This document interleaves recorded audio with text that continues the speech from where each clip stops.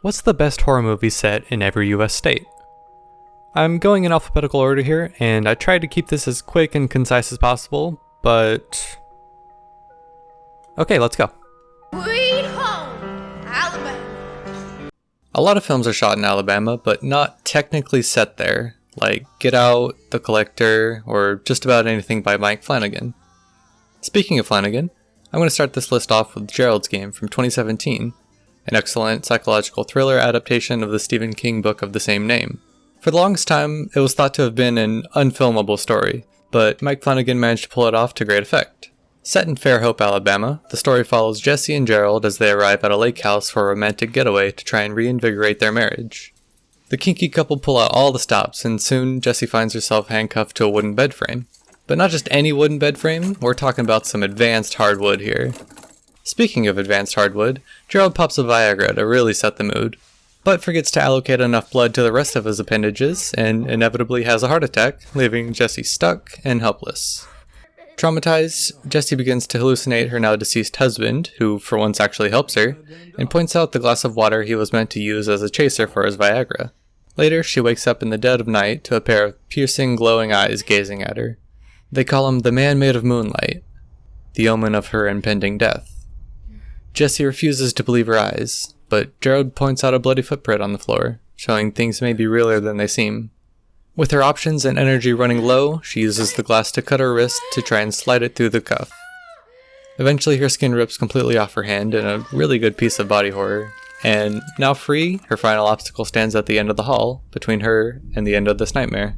She pays her toll, her wedding ring, freeing her from the binds of her toxic marriage, and she's free to go. Some months later, Jesse finds out that a serial killer with acromegaly is on trial for a litany of crimes. She arrives at the courtroom and he mocks her. He mocks what she was screaming in her lowest state. But all that she can see in him is Gerald and her father, who had a whole subplot that's a lot to unpack here, and I really couldn't do it justice in such a short form. And her final words to him before he's hauled away are, "You're so much smaller than I remember."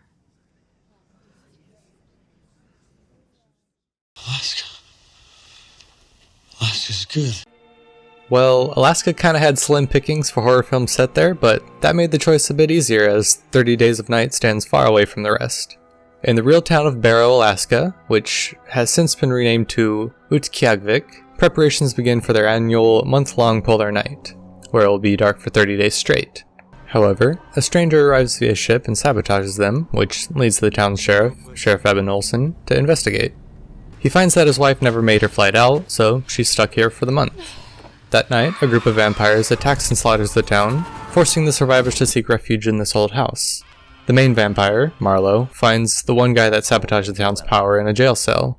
He believes that the vampires will reward his help by turning him into one of them. Instead, he turns his head 360 degrees. About halfway through the month, a massive blizzard rolls through, and the townsfolk use this as an opportunity to make a supply run, which, to their credit, almost works, but the blizzard stops prematurely, leaving them out in the open. In order to save the group, Eben distracts the vampires and lures them to his grandmother's house and fries Marlowe's partner, which forces Marlowe to put her out of her misery. Eben gets a helping hand from Bo, the snowplow driver, who absolutely annihilates a bunch of vampires, but ends up dying at the hands of Marlowe. Eben makes it back to the station, where he finds Carter, who is bitten and turned, and has to kill him. And on day 27, Eben and Stella see Deputy Billy signaling them with his flashlight, only to find out that he killed his entire family so that they won't become vampires, which seems like a bit of an overreaction here. Either way, they bring him back to the station and create a plan to use the utility corridor to get over to the sewer station, which still has power. However, the group gets separated when Stella saves Gail, this little girl whose family was killed, and Eben and Billy make it to the utilidor. However, they get attacked by one of the vampires, which they manage to kill, but only after it bites Billy. As he starts to turn, Eben kills him. And on the final day, the vampires plan to light the gas line to the town, which would cause it to explode and cover up their tracks. Obviously, this wouldn't be super chill, so Eben injects some of Billy's blood into him. This gives him the power to confront Marlowe, whom he kills after a brutally long fight. This forces the other vampires to flee, and Eben and Stella get to watch the sunrise, sharing one final kiss. Unfortunately for Eben, he was caught doping and is therefore banned from competitive. Arizona backwards is still Arizona? Okay, so most of Psycho was shot in and around Phoenix, Arizona, but it's technically set in California, so it's disqualified for now. And frankly, a boring pick. So I'm going for Eight-Legged Freaks, baby, hell yeah! Also, as a side note, in my research for this, it came to my attention that a shocking amount of horror movies in Arizona are spider-related. Like, a lot of them. Either way, in Eight-Legged Freaks, we're in the town of Prosperity, where a toxic waste spillage has led to the deaths of some of the locals, and for tarantulas and orb weavers to become supersized like they were featuring in a Morgan Spurlock documentary. With the entire town connected via old mining tunnels, the spiders pop up all over town, and more animals are reported missing. Meanwhile, Ashley and her now ex-boyfriend Brett part ways, and just as they do, he and his gang get chased by jumping spiders, where he gets chased into the mines, cuts the telephone lines, and he's now the only survivor of his posse. Throughout the whole ordeal, most people tend not to believe it when they're told there's kaiju-sized spiders ravaging this poor desert town. When they make a distress call to the army, they're treated like they're prank callers, which is weird because the US has a really good track record with dealing with toxic waste spills in a timely, professional manner. Forced to take matters into their own hands, the group go into the mines, which is now filled with methane gas. They reach the final boss, none other than Consuela herself. Springing into action, Chris manages to get past her and escape on Brett's motorcycle, and ignites the methane mine, along with the entire town, just in time for the boys in blue to show up, late as usual. Where are the aliens? Why is this one Kansas, but this one is not Arkansas? America, explain! In 1946, 4 violent attacks by a masked serial killer, known only as the Phantom, in the town of Texarkana resulted in the deaths of 5 and the hysteria of many. At night, residents would arm themselves with whatever they could, lock their doors, and sleep in shifts, only emerging once morning came. Texarkana became known as the town that dreaded sundown. In 1976, a film was produced that followed the actions of the 10-week terror spree of the Phantom, and it's a fine movie, if even a little boring. However, this entry will be for its successor, the sequel/remake/reboot from 2014. It's a surprisingly intriguing meta-horror take on the original, which is a canon piece of media in the world. At the annual drive-in showing of the 1976 film, Corey and Jamie realize how boring it is and decide to Blow this pop stand! for a little makeout sesh at Lover's Lane. Out of her periphery, Jamie stares down the barrel of the Phantom's gun. He makes Corey get out of the car and begins to hack and slash away as Jamie takes off in an attempt to save herself. Which she almost does until the dreaded turf monster claims another girl in a horror movie. The Phantom catches her, but doesn't kill her, instead gives her a task. Make them remember Mary. Once she's released from the hospital, she begins researching anything that she can about the Phantom. But the Phantom grows impatient, attacking more people and calling Jamie and sending her emails, which the cops of course ignore. A candlelight vigil is held for the victims that night, where the Phantom appears once more, only to be shot dead in front of everybody. The day's saved! Way to go, boys! Everyone celebrates and the big dance is back on. Absolutely nothing can spoil the night of their lives. Okay, so like 2 hours later, these guys leave the dance for some alone time and are rudely interrupted by the Phantom. And for me, this is a standout scene of the film. We get a beautiful recreation of the trombone kill from the original. But wait, they killed the Phantom. I saw it with my own eyes. Yeah, so that was just a severely depressed kid who went the suicide by police route.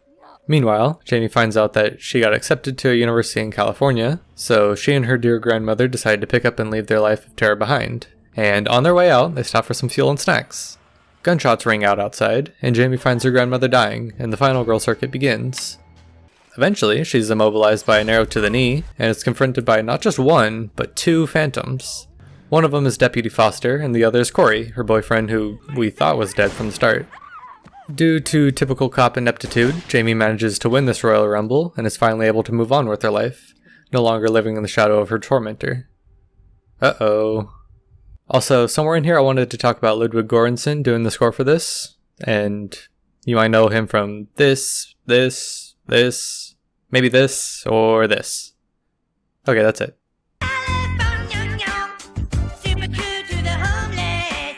Well, this one should come as no real surprise, but California's representative will be Scream from 1996, set in the fictitious town of Woodsboro, California. And what can I really say about Scream that hasn't been said ad nauseum? Scream saved the horror genre. The 90s were the harsh fall-off of the 80s slasher craze that had really overstayed its welcome for most fans, as they were also diluted copy-and-paste schlock. Then Scream stepped up and showed that great writing and masterful directing can still shine in horror. Wes Craven was able to be playful and genre-bending, using classic suspenseful direction, contrasting Kevin Williamson's witty, even silly at times writing. But it never really teeters over the line of becoming a horror comedy, and it never really comes close to it. It's like when you eat something spicy. You start to sweat, it gets hard to breathe, you start to panic. Then you have a sip of something cold, you get that relief, that temporary safety. That's how I would compare the comedic effect in Scream. In between the intense and suspenseful moments are these wonderfully charming bits of writing and performances that make Scream one of my favorite comfort movies. It will likely forever be one of, if not my favorite movies of all time, regardless of the genre. Sydney is my absolute favorite final girl, Dewey is such a sweetheart himbo, and Billy and Stu are the best tandem. I especially love their dynamic. Billy's the brains of the operation, calm and collected, calculating and concise. Stu is pure passion, and I've always loved Matthew Lillard's performance, no matter what others may say about it. He's so over the top because he's literally going insane, walking the line between juvenile high schooler and heartless killer, all for Billy.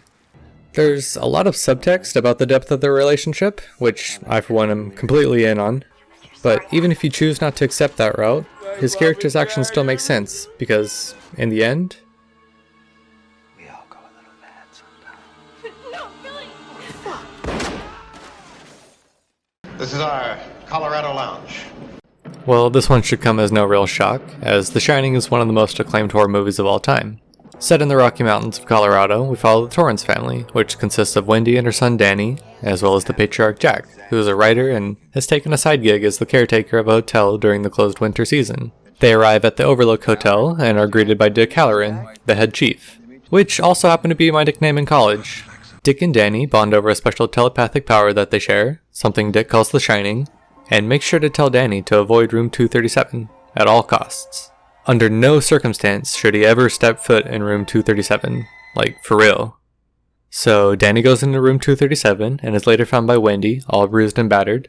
Jack investigates and encounters a ghost up there, but still blames Danny and believes that the bruises are self-inflicted. Jack's mental state has been less than ideal, as he's facing an immense writer's block and is becoming more and more violent in his outbursts.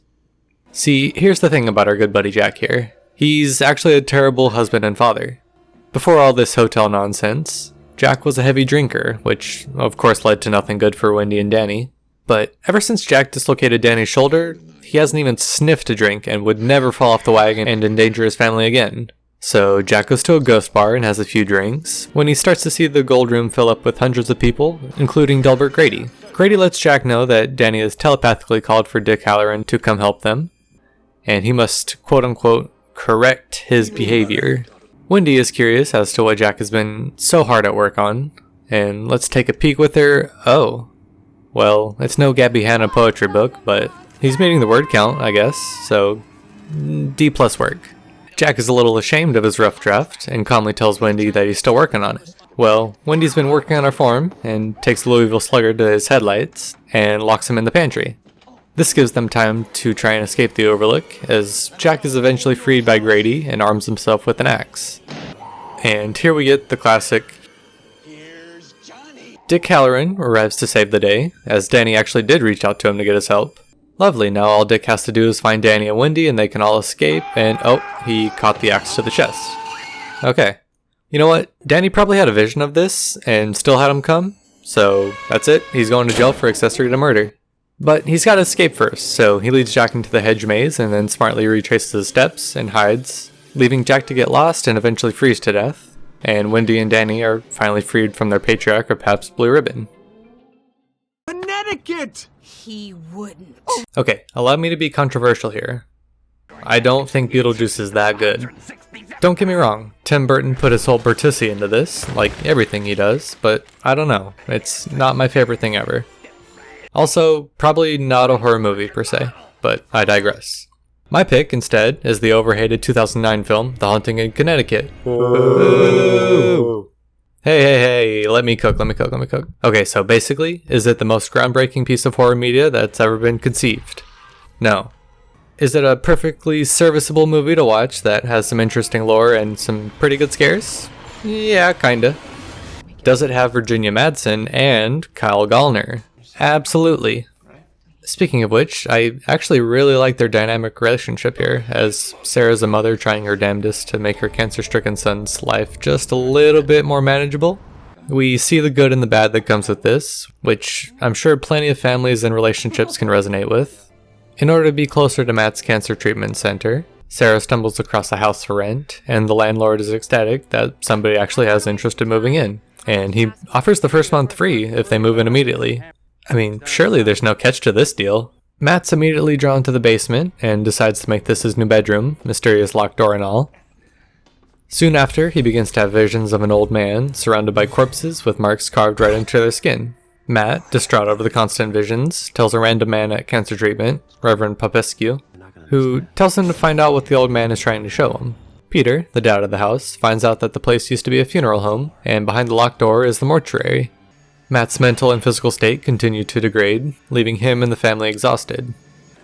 Eventually, Matt and his brother find an old shoebox filled with photos, one showing a young Matt at a seance, emitting some type of ectoplasm substance. Nicholas believes that there's some type of necromancy afoot and discovers the remains of a human body, which he naturally disposes of. Matt wakes up to find those mysterious symbols that he's been seeing all over his body now, and is immediately taken to the hospital. There, he sees Jonah and begins to have another vision. Everyone at the seance is burnt apart from Jonah. Aikman tells him to escape before the evil gets to him, so Jonah uses the dumbwaiter to try and hide, only to find himself in the crematory, where he's burned alive. Nicholas saw these same visions and tries to warn the family to leave the house, as Jonah was protecting them from the true evil. Matt breaks into the house with an axe and starts his own HGTV house-flipping renovation, only to reveal that the walls are insulated with human corpses. That's really going to hurt the retail value of the house, but let's see how they can recover. Oh, it's on fire. Okay. At least there's no ghosts anymore. That's something. Matt is pulled from the building and sees Jonah, now no longer extra crispy. Just as they're about to fade from existence, Matt hears his mother's voice and he returns back to his body, now with no sign of cancer. Yeah, that's the cure for cancer. You just have to defeat a skilled necromancer demon in a fiery duel. Why didn't we think of that before? Hi, I'm in Delaware. Okay, so the list for Delaware is probably the slimmest on the entire list. And no, I refuse to choose Goosebumps from 2015. No, come on. No. Come on. I said the answer's no. Yes. No. What? No! Get that thing out of here! I've never really heard of any of these other ones, but this one sounds the most interesting, so be right back, let me watch this real quick. Okay, upon further review, this movie isn't available anywhere to watch, like, anywhere. I mean, I tried everywhere. Even their website doesn't sell a copy anymore. It just says reach out to the owner, which I assume to be John Wattenberger, the director and co-writer, but I have no way of reaching him, but I'm determined to get my hands on a copy of this or find it somewhere online. Until then, how about this one, Headcase from 2007. Sounds kind of cool. Be back again. Yeah, this shit sucked. It was so boring. All we do is follow this old couple around as they make home movies about them being serial killers and bicker about marriage and shit. Which, ironically, is probably more scary than the actual killing. Pretty much the whole first half of this is build up. We see Wayne wanting to get back into his serial killer ways, and his wife Andrea wants to help, so they drive around and argue.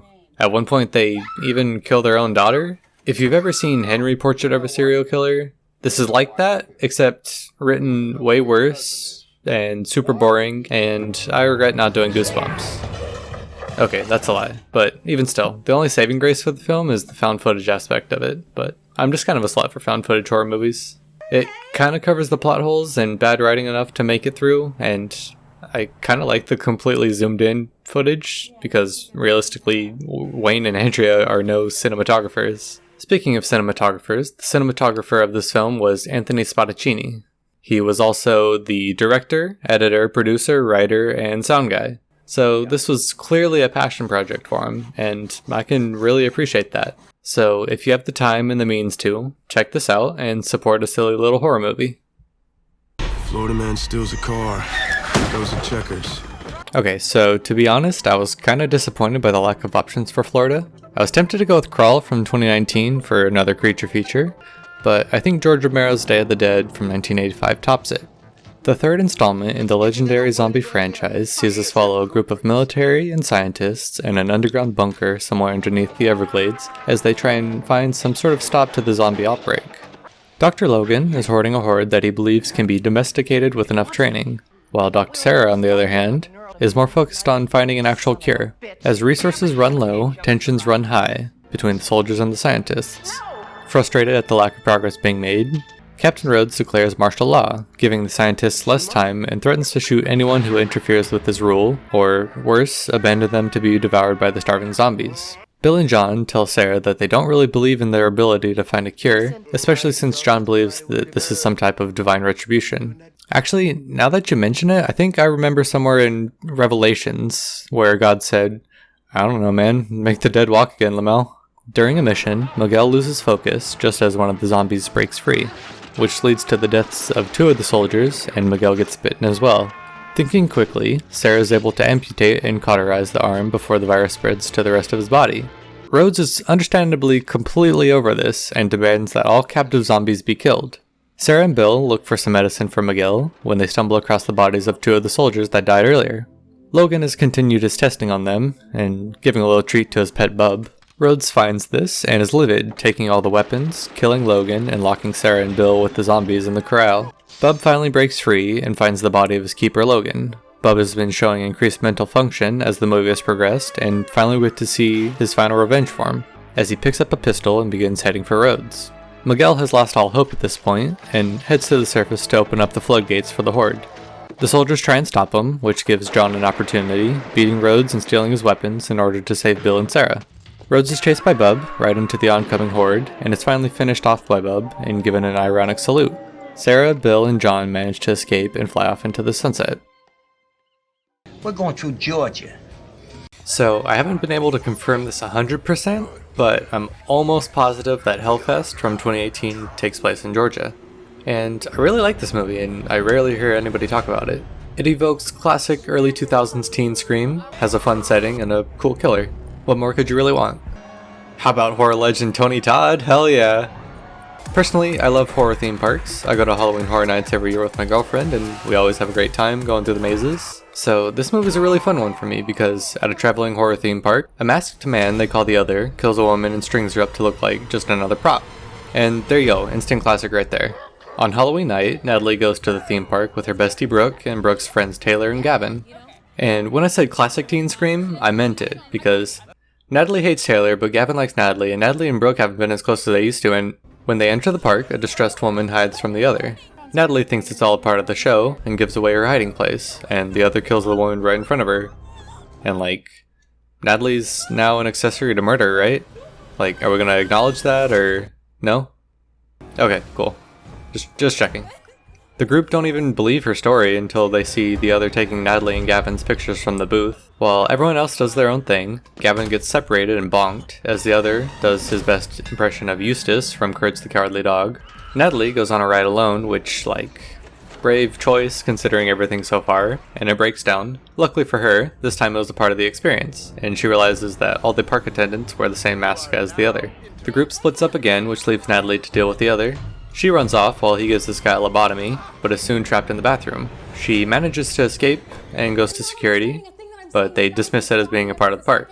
For some reason, Taylor volunteers to get beheaded via guillotine in front of everybody. And I get it, it's part of the show, how fun, but also, maybe don't do that? Natalie sees the executioner and recognizes they're wearing Timbs, which can mean literally nothing good. But she can't stop the show as the guards stop her. The curtains close and Taylor's ready to get out. Instead, the Other straps her in tighter. As panic sets in, the Other raises the guillotine, pausing to stare at her for a moment before releasing it. The guillotine chopped right through the dummy it was originally for, and now the Other preps for the real thing. He loads it back up and... Okay, obviously they need to get one of those as seen on TV sharpeners, because this blade couldn't even cut through her neck. Either way, she manages to get free and runs for help, but the Other catches up to her and slices her face. Quinn hears her scream and runs toward them, but is just in time to see her get stabbed in the stomach, and before he knows it, he gets stabbed as well. Finally, people start to take this seriously, and the park goes into full panic frenzy mode. Natalie and Brooke get trapped in one of the mazes, and manage to get separated from each other. Brooke gets cornered by the Other, but Natalie comes in to save her, stabbing the Other in the abdomen. Police come in to arrest him, but he's already managed to escape and drives home. He places his mask and the picture reel that he grabbed next to the trophies of his other victims, and gives a stuffed animal to his daughter. Aw, how sweet. Hawaii is a volcano. Okay, so this one may really be a thriller, but I don't care because I fucking love A Perfect Getaway from 2009. Mila Jovovich, Steve Zahn, Timothy Olyphant, and Chris Hemsworth. For me, amazing casting. I love all of them in their own way. We follow Cliff and Sydney as they vlog their Hawaiian honeymoon and start their new life. They come across another couple, sweetheart Cleo and Kale, who's more standoffish. Cleo's down to hitchhike with Cliff and Sydney, but Kale pulls her away. Not cool, dudes. While on a hike, Cliff and Sydney meet yet another couple, Nick and Gina. They all learn of a double homicide in the area, and just so happen to see Cleo and Kale at the waterfall. What a coincidence. Kale continues to show his rough exterior, sending vague threats towards Sydney, which definitely rubs Cliff the wrong way. Meanwhile, Nick won't shut up to Cliff about trying to get a movie written about his life after he finds out that Cliff is a screenwriter. See, Nick's an ex-military man who had to have a metal plate put in his head after a bad injury. Cliff just kinda lets him talk on and on. What a nice guy. The further they hike, the further from civilization and safety the couples go, and they become more and more suspicious of each other. But all of their worries are put to rest when they see Kale being arrested for the murders after some teeth were found in his bag. Well, now they just get to enjoy the rest of their vacation with their new friends. Nick and Cliff get to have some quality dude time while the girlies hang back on shore. Gina looks through Sid's camera, which, given that they're honeymooners, is a brave choice. It must have been something pretty freaky, as she freaks out and screams for Nick to come back. She takes off after them with Sid right behind her. As the boys pull up to this beautiful bull cave, Nick realizes it's been a clever ruse. Cliff isn't really Cliff, he's an imposter. Cliff was the unidentified victim that Kel took the fall for, which can only mean that Sydney is the other half of that duo. Gina sees Cliff shoot Nick, and gets stabbed and shot herself in the process, but manages to fight him off. Cliff tells Sydney to throw the police off their trail while he takes care of business. Gina comes across some locals who are really just some more fodder for Cliff to really pump his numbers up. Cliff almost finishes Gina off, but Nick rises from the dead to intercept him. Okay, in reality, that convenient metal plate did its job and stopped the bullet from killing him, but he manages to wrestle the gun away and has the opportunity to end this once and for all. Just as he's about to pull the trigger, a police chopper pulls up and threatens to shoot Nick if he doesn't drop the weapon, which he does with some help from Gina. Up in the chopper, Sydney faces a choice. Allow herself to continue to be with Cliff and a toxic relationship, or allow true love to live on with Nick and Gina. She tells the shooter that Cliff is the killer, and as he moves for the gun, Nick proposes to Gina on the spot, and they begin their life together under one condition. Let's not do a honeymoon. Idaho is dead. Alright, so for full clarity here, I had to completely redo this section. Originally I chose The Being from 1983, which sounded like a cool creature feature with some environmentalist undertones.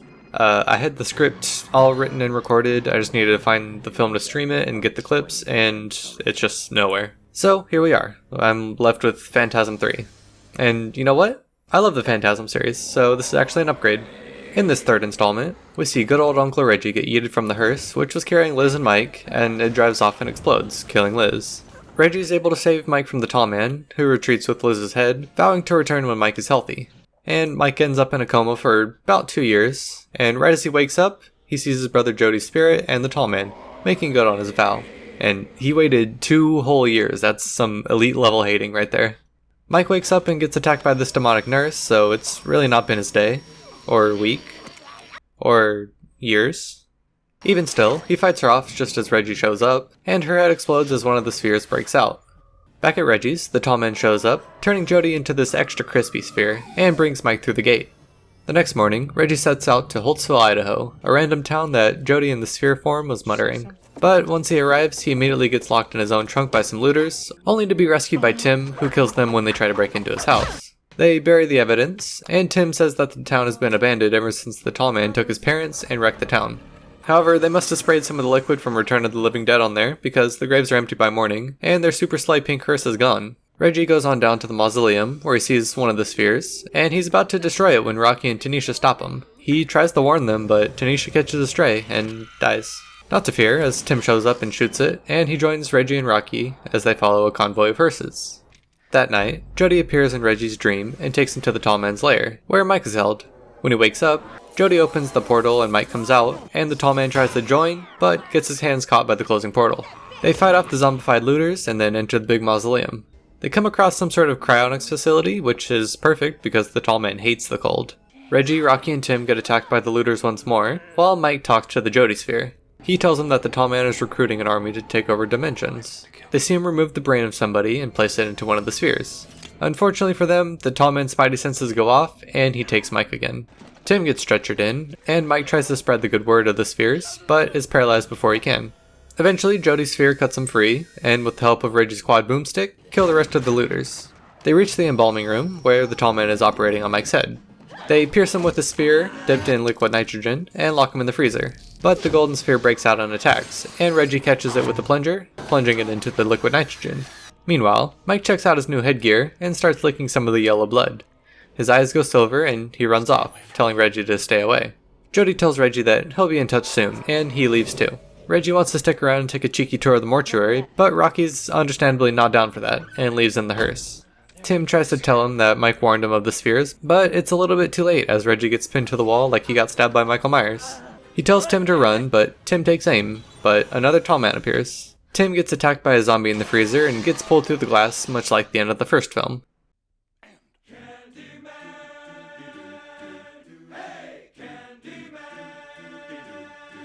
Illinois has an argument to be the most stacked state when it comes to the great horror movies. Obviously, Halloween and Child's Play are the standouts, and while I love both franchises, my heart belongs to another. Candyman is one of my absolute favorite horror movies of all time. Definitely a top 5 and probably a top 3. Helen Lyle is a student researching urban legends for her class when she learns of the Candyman, a spirit who's conjured by saying his name 5 times, and who kills anyone who does. Naturally, Helen and her friend, and thesis mate Bernadette, decide the best course of action is to immediately test the theory, saying Candyman 5 times in the mirror. When nothing happens, they continue to research, and Helen finds out about a series of murders and disappearances that have occurred around the Cabrini Green development. The Cabrini Green homes were built on the north side of Chicago, which housed up to 15,000 people. These apartments created such an uncomfortably packed community filled with crime, which the movie touches on with the gang outside. Our lovely scholars have traveled straight into the belly of the beast, Cabrini Green. They're here to gain more knowledge on the legend, and believe that the residents of Cabrini Green may lean too heavily into it in order to justify the crime that controls the area. They're able to talk to one of the residents, Anne-Marie, who we see tending to her son Anthony. Helen and her husband, Trevor, have dinner that night with some colleagues, including one who is an expert on the legend. His name is Daniel Robitaille, a renowned painter and the son of a slave. He falls in love with and impregnates a white woman. Given that this is the late 1800s, surely everybody's going to accept them as a couple of young, loving parents. So, the father of the woman sends a whole-ass lynch mob after Daniel, who proceed to cut off his hand, slather him in honey, and watch as bees sting him to death, and just to top it off they burn his corpse, conveniently right where Cabrini Green has been built. Upon her return, Helen speaks with a young kid named Jake. See, here's the thing about Jake. I would adopt him in a heartbeat, and protect him at all costs. Jake tells Helen about a story of a young man who was castrated in the bathroom, which she enters to investigate further. When she goes in there, she has a face-to-face encounter with him, Candyman. He threatens her and strikes her across the face. Luckily, she's saved by my boy Jake, and she's able to escape and go to the police. She points him out of a lineup, and all the crimes of Cabrini Green are attributed to this imposter. You see, the real legend is a certified woman respecter. This absolute loser could never be the true Candyman. He's here. Helen's immediately entranced by his presence. He's upset that someone has taken the credit for all of his deeds, and innocent blood must be shed. Helen passes out, only to wake up in a strange place, covered in blood. The blood belongs to Annie, Anne-Marie's beautiful Rottweiler. Anne-Marie comes home to find Helen in her place, and Anthony's gone missing, and the cops inevitably show up and arrest Helen. Back home, Helen sees Candyman in one of her photographs that she took in Cabrini Green. But Candyman's now in her apartment, and he cuts her neck, causing her to pass out once more. When she awakes, Candyman kills Bernadette, and since he's a ghost, or something, Helen obviously takes the fall for this, and is sent straight to get psychiatric evaluation. She's adamant in Candyman's existence, and proves such by summoning him in her doctor's office, killing him and freeing her, and they escape in a really goofy looking way that just kinda always makes me laugh. Now on the run, Helen returns to the only place that she feels safe, home. But Trevor's now living with one of his students, who's painting the walls this bubblegum pink color. Kind of a slay.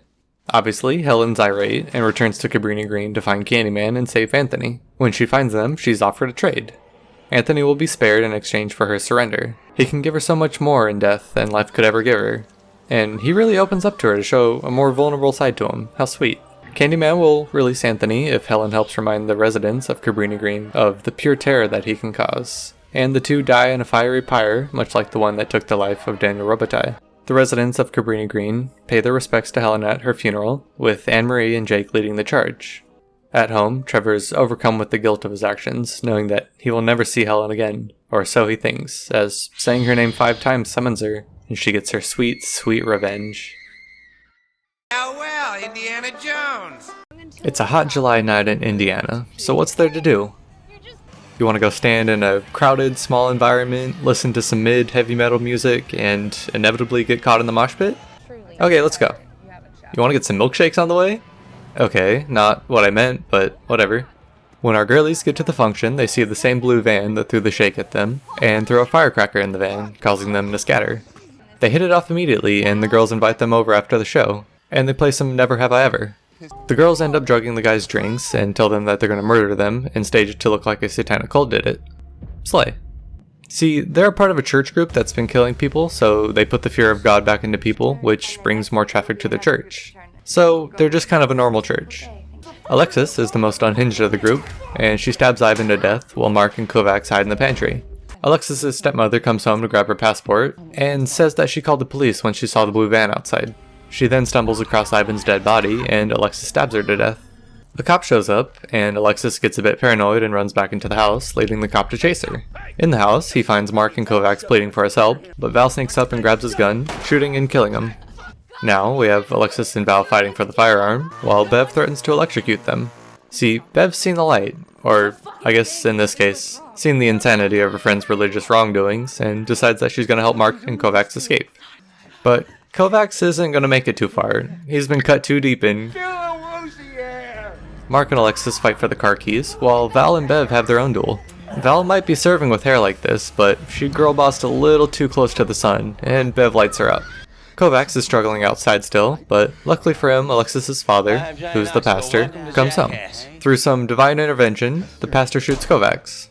Okay, I'm getting word that that's not actually divine intervention. That's what we call a dick move. Okay. Either way, Kovacs dies, and his last words to Bev being, "Save Mark." But Mark's fine, honestly. He's just about to choke out Alexis, and then he can leave. Oh. Okay, true, Kovacs. My fault. The pastor's got his aimbot on, and he's going for an ace. But first he has to berate his daughter and tell her how bad of a job that she's done, and that they'll have to make even more sacrifices to make up for all this.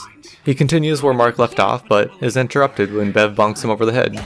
Alexis doesn't know when to take the L, and attacks Bev again, but trips over Mark's arm and crashes through the window. Bev and Mark drive away, going over this Alexis speed bump on their way. Meanwhile, the pastor plays the victim card, saying his daughter was led astray by a satanic cult, and he gets away with no punishment. Seems pretty typical for the church. That's right, Yakko. Here I am in Iowa. The 2010 remake of George A. Romero's 1973 classic, The Crazies, remains one of my absolute favorite horror remakes. In the humble town of Ogden Marsh, Iowa, some of the townsfolk have been exhibiting some erratic behavior. The town sheriff, David Dutton, has to neutralize the town drunk when he pulls a gun at a high school baseball game. David's wife, Judy, is the town doctor and has encountered another local acting strange. She'll get him tested by Monday, but unfortunately he doesn't have health insurance, so the only real course of action is to burn his house down. He's also locked his family in there, an allegory for the effect that medical bills in America have on the entire family. That's only half a joke. Speaking of the side effects of America, the cause of these incidents is none other than contaminated water supply. Hold on, let me check my notes here. Okay, just had to make sure this is actually not Flint, Michigan. We're still good. The sheriff and his deputy find a crashed military aircraft in the swamplands of Iowa and decide that they need to shut off the town's water supply before it spreads anymore. But it's far too late, as the US government is already aware of the situation, sending in what I assume to be the National Guard to control the situation. They start taking temperatures and sorting out the potentially infected from the cleared ones, and this includes Judy, who's dragged away from David. Not willing to leave Judy behind, he breaks out of the containment and goes back to the station, where he meets up with Deputy Russell. Back at the school, Judy's rather tied up at the moment, and her assistant is in a bit of a bind herself. The school's director has been infected and is going around with his pitchfork just poking and prodding his way through the contained people.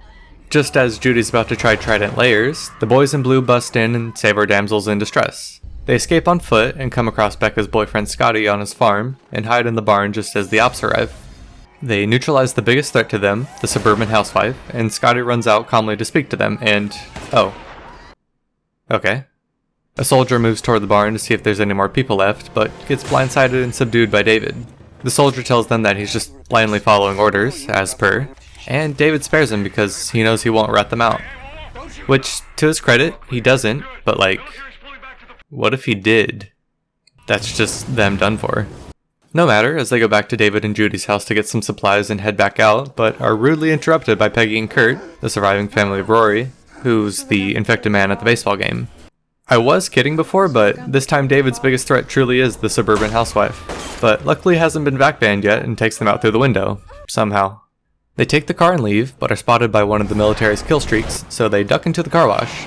But they came in 2 minutes until closing, which is super not chill. And Becca gets yanked out of the car and is hanged right there. Well, at least their car's still... So David, Judy, and Russell start walking down the road when they see a black SUV speeding towards them. Russell pulls a spike strip out of his inventory and absolutely destroys the car in a really good practical stunt. They interrogate the man and find out that the outbreak is a result of a biological weapon that was en route to Texas but never quite made it there, and Russell shoots him before they can get any more information and some help. Then, Russell turns his gun on the Duttons, and David tells him that he's becoming more and more infected, and therefore more enraged. Realizing this means the end for him, Russell begs to keep walking with the couple, and does so until they reach a roadblock. Russell sacrifices himself so that the family can try and survive, sneaking past the roadblock thanks to his distraction. But they're not going to make it far without a vehicle, so they pull up to a truck stop to try and find a vehicle to take. After a few more infected kills, they hit the road and are off into the sunset. But the sun actually comes back up, as the government drops an actual nuke in pretty much the dead middle of the country. Also, this scene kind of reminds me of the one scene from Malcolm in the Middle, where Francis and the boys light up that super firework. With their car disabled, they make their way to the next city on foot, as a satellite zooms out and shows that this outbreak isn't over just yet. I have a feeling we're not in Kansas anymore. Kansas is another fairly straightforward choice, as I'm going with Critters from 1986. Looking like some gremlins that were given black tar heroin after midnight, these things are krites, a dangerous alien species. And here's the thing about them. They're just certified little guys. As they are being transferred to a new holding station, they hatch an escape plan and hijack an escape vehicle. But the warden finds out and sends 2 bounty hunters after them as they all travel towards Earth. Speaking of Earth, we arrive in the middle of fucking nowhere, Kansas, to see the Brown family. Jay, Helen, April, and Brad. That night, Brad and Jay hear the Krite ship land and go to investigate. Now's about time I let you in on a little secret about our little guys. They get 3 get-out-of-jail passes. Basically, they can be as much of a little shit as they want, but after the 3rd time, it's open season. The Krites take a little pit stop to munch on one of the cows, which is strike 1. They did, however, also eat one of the town's cops, so I'll deduct that strike. They make it back to the farm and cut the power, luring Jay to check the breaker, where they strike, leaving him severely wounded. Meanwhile, April's getting it on with her boyfriend Steve, when he's attacked by one of the Krites. I'd put a strike down for being a cockblock, but the Krite died after eating a firecracker, so that's enough of an L. The other critters disable the cars, leaving the Brown family stuck inside, and back in town, the bounty hunters are causing all types of trouble when they're searching for the critters. Brad manages to escape the farm and find the bounty hunters, leading them back to the farm for the final battle. The Krites kidnap April and try to flee. Brad and Charlie manage to save April before they do, and Charlie snipes the ship with a Molotov from across the map, which, combined with a convenient firecracker, takes out the ship, killing the Krites. The bounty hunters give Brad this Game Boy thing, in case there's any more trouble on Earth, and take off. All seems well, but little do they know that in the chicken coop, there's some odd-looking eggs.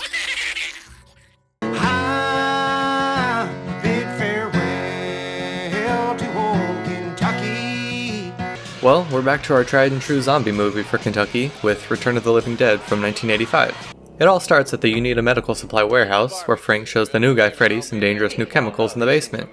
In doing so, they accidentally release the toxin, called trioxin, which immediately reanimates a body that they had stored.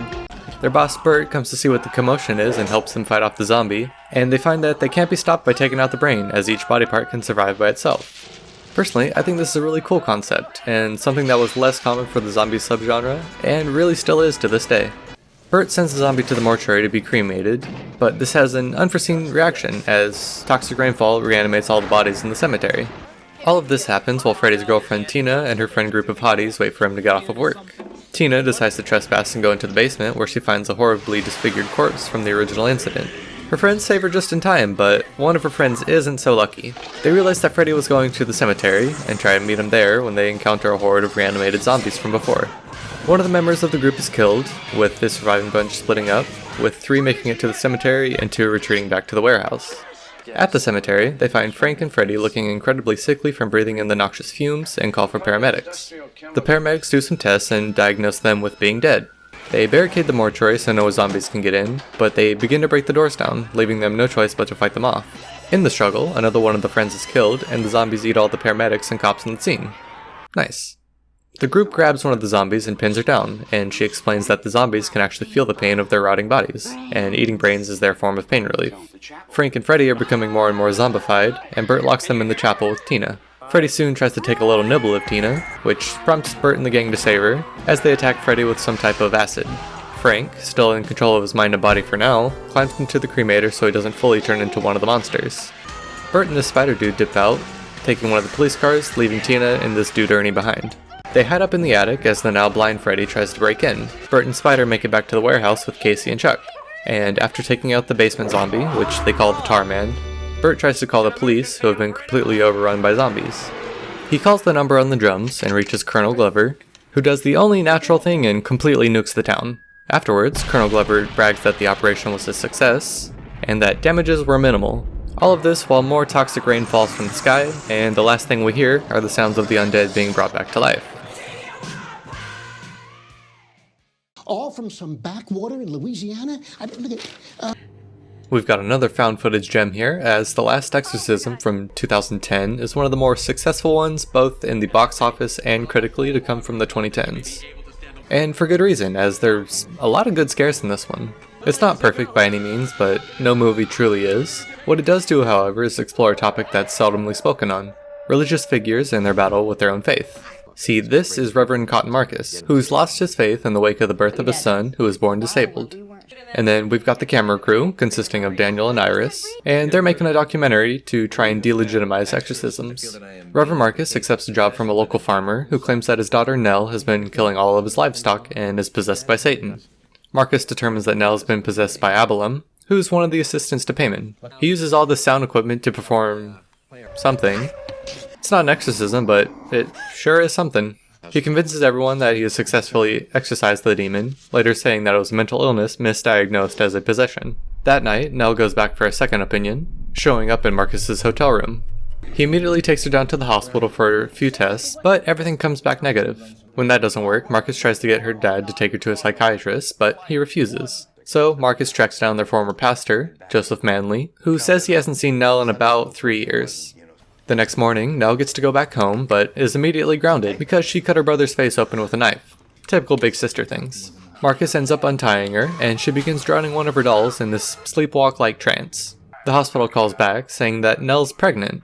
Immediately, Iris suspects incest, which seems a bit harsh, but you know what? I get it. Obviously, the dad proclaims his innocence, and Reverend Marcus backs him up. That night, Nell steals the camera for a little vlog session, and must be an avid Logan Paul viewer as she films herself killing a poor cat. Meanwhile, Iris and Daniel discover that Nell has been trying to get a little more creative in her free time, and has taken up painting. It seems that art imitates life, as we see her depiction of the cat's death. Along with that, she also has Marcus standing in front of a fire, holding a crucifix, with Iris and Daniel dismembered. This leads Marcus to question the dad's story for some reason, who again states that he didn't impregnate Nell, but a demon did.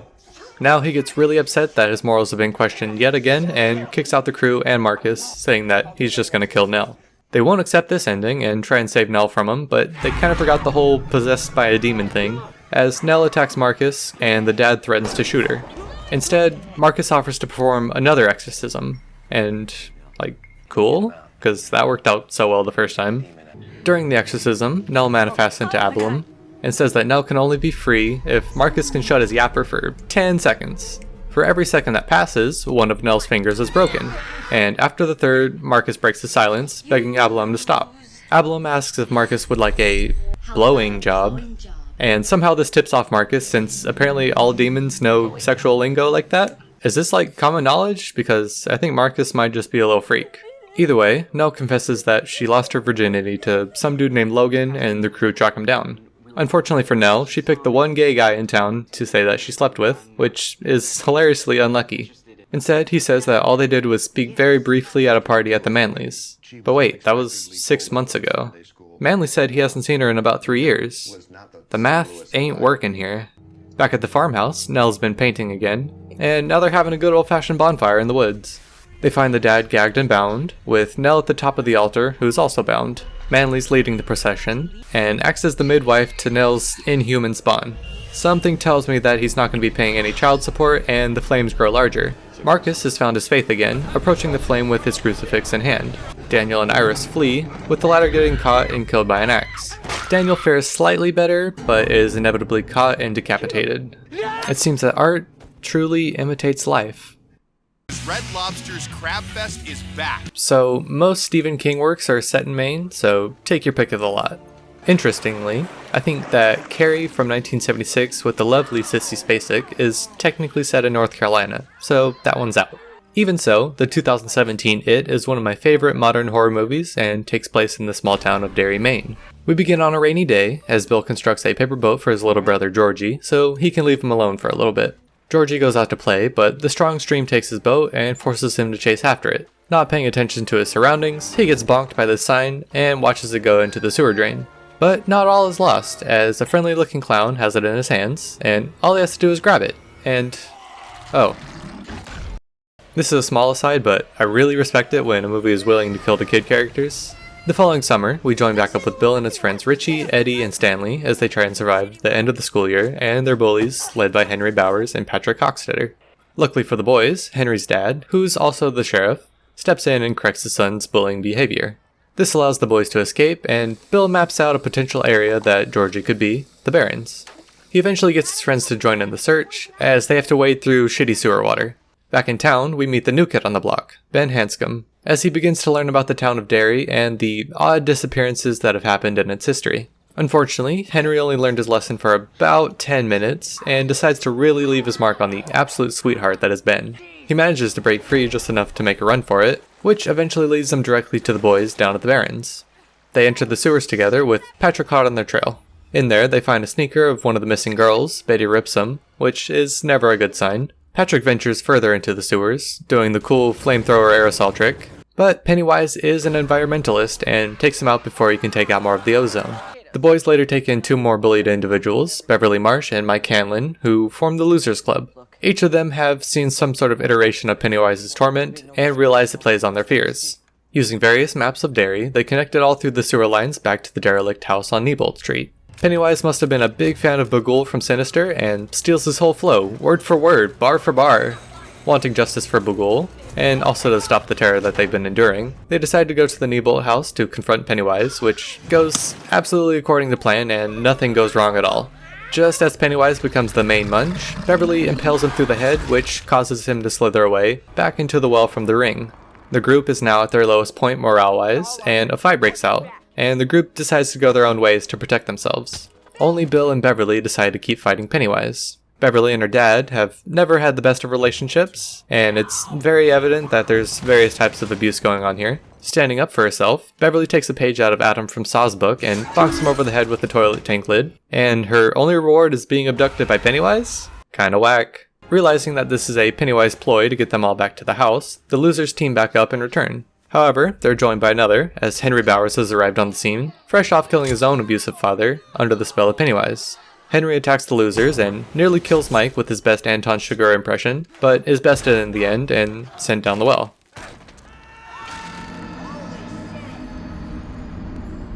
Down in the sewers, they find an absolute mountain of debris and abducted children, with Beverly floating in a catatonic state herself. Ben uses his ult of True Love's First Kiss, which snaps her out of it, as she realizes that the poem that she kept so dear to her heart was from Ben, and not Bill. Bill sees Georgie, but he knows that this is Pennywise, and tries to take him out, but to no avail. Instead, Pennywise takes him hostage, and he tries to barter with the losers that if he can have Bill, then the rest can leave. Bill's willing to make that sacrifice, but the losers stick together. and begin kicking the absolute shit out of Pennywise, which forces him to once again retreat further down into his lair, where he's gonna starve for the next 27 years. Bill finds Georgie's raincoat and is finally able to get his closure, as his friends surround and embrace him. Summer's now over, all innocence lost. As the group sits around one last time, Beverly reveals that she had a vision in her catatonic state, that she saw all of them back in Derry, but as adults, fighting Pennywise again. They make a blood pact that they will return when the time comes, and go their separate ways. Realizing that this is his last shot to tell Bev his feelings, Bill goes in for the long-awaited kiss. This does lead right into the Chapter 2 movie, but it's way worse in comparison, and I don't really feel like talking about it, so I won't. Maryland, 300,000 dead. One of the most successful and profitable horror movies of all time, The Blair Witch Project changed the course of found footage forever after its 1999 release. To start, this film had one of the most brilliant marketing campaigns of all time, heavily centered around the internet. They created a website with fake police reports, tip hotlines, and information about the missing people. This sparked a hot debate as to whether or not they were actually missing, and that this was a true crime documentary. We only see the progression of events through the lens of the group of 3 people, film students Mike, Josh, and Heather, as they set out to create a documentary on the legendary Blair Witch. Through various interviews, we learn that the legend has it that an old hermit would abduct 7 kids, killing them in pairs, while having one stand in the corner. The students venture out into the forest to investigate some more, coming across some local fishermen who tell them the tragic tale of Robin Weaver, a girl who went missing in the late 1800s and returned to tell horrible stories of a witch that she encountered. The students press on, reaching Coffin Rock, where 5 men were killed in a ritualistic manner, and their bodies were never recovered. Seems like the ideal place to set up camp for the night. And the next day they come across a graveyard with 7 of these cairns, and Josh knocks one over. That night, strange sounds begin coming from the woods, like breaking twigs and rustling leaves. Freaked out by the situation, they decide to hike back to the car and leave. But after hours of hiking, the light dissipates and they have to camp out for yet another grueling night, where they hear even more rustling surrounding them. The next morning, they find that 3 cairns were built right next to their tents, and now their map is missing. But the Blair Witch wasn't pulling some silly little prank. Instead, Mike kicked it into the river in a fit of rage. So that was pretty smart. Obviously, a fight breaks out amongst them, driving an even larger divide between them. Knowing that they still have to get out and back to civilization, they decide to head south, passing through a plethora of hanging effigies in the trees. They once again have to make camp, but are unable to get a good night's sleep as something shakes them to the core, and they hide in the woods until dawn. All their belongings have been ransacked, and some of Josh's stuff has slime all over it. I don't even want to know what was going on with that. They come across a river that seems identical to the one that they saw before, and realize that they've been walking in a big circle. Josh disappears, leaving Heather and Mike to try and find him, but they never do. That night, they hear Josh's screams from the forest, but believe it's just the Blair Witch doing the classic Skinwalker gambit to mimic Josh in order to get them to run aimlessly into the woods. Heather comes across another bundle of sticks, this time wrapped in Josh's shirt fabric. Upon opening it up, she finds that it contains more of his shirt, this time soaked in blood, some teeth, and some hair. She really can't bring herself to tell Mike. All she can really do is make a little apology vlog. In all seriousness, this monologue is my absolute favorite scene from the movie. It seems so genuine and sincere.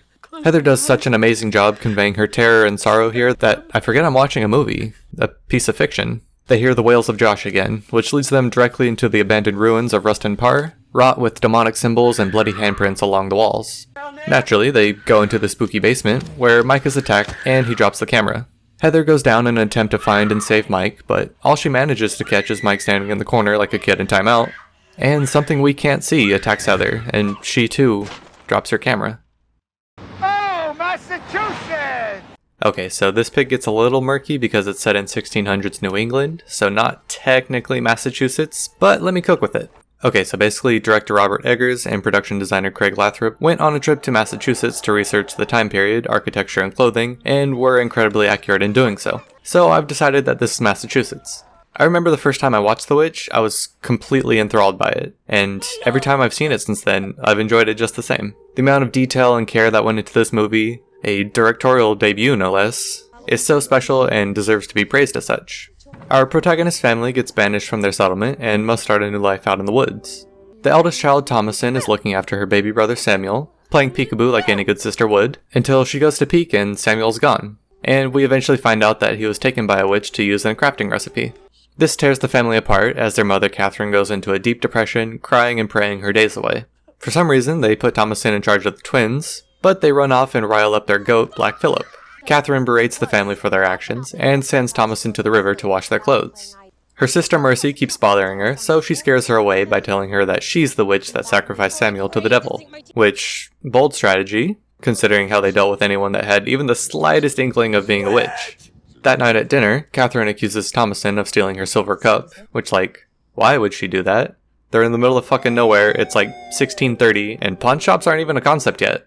Either way, Catherine and William talk about Thomason very loudly in this house equivalent to that of a studio apartment, and how they plan to send her away to a new family. The next day, Thomason and Caleb go into the woods to check their traps, when they see a hare, which sends their horse into a panic, and their dog chases after it. Caleb runs after the dog, and Thomason gets thrown off the horse and knocked out. Caleb finds that the dog has been killed, and comes across the witch's hovel, and she comes out and seduces him.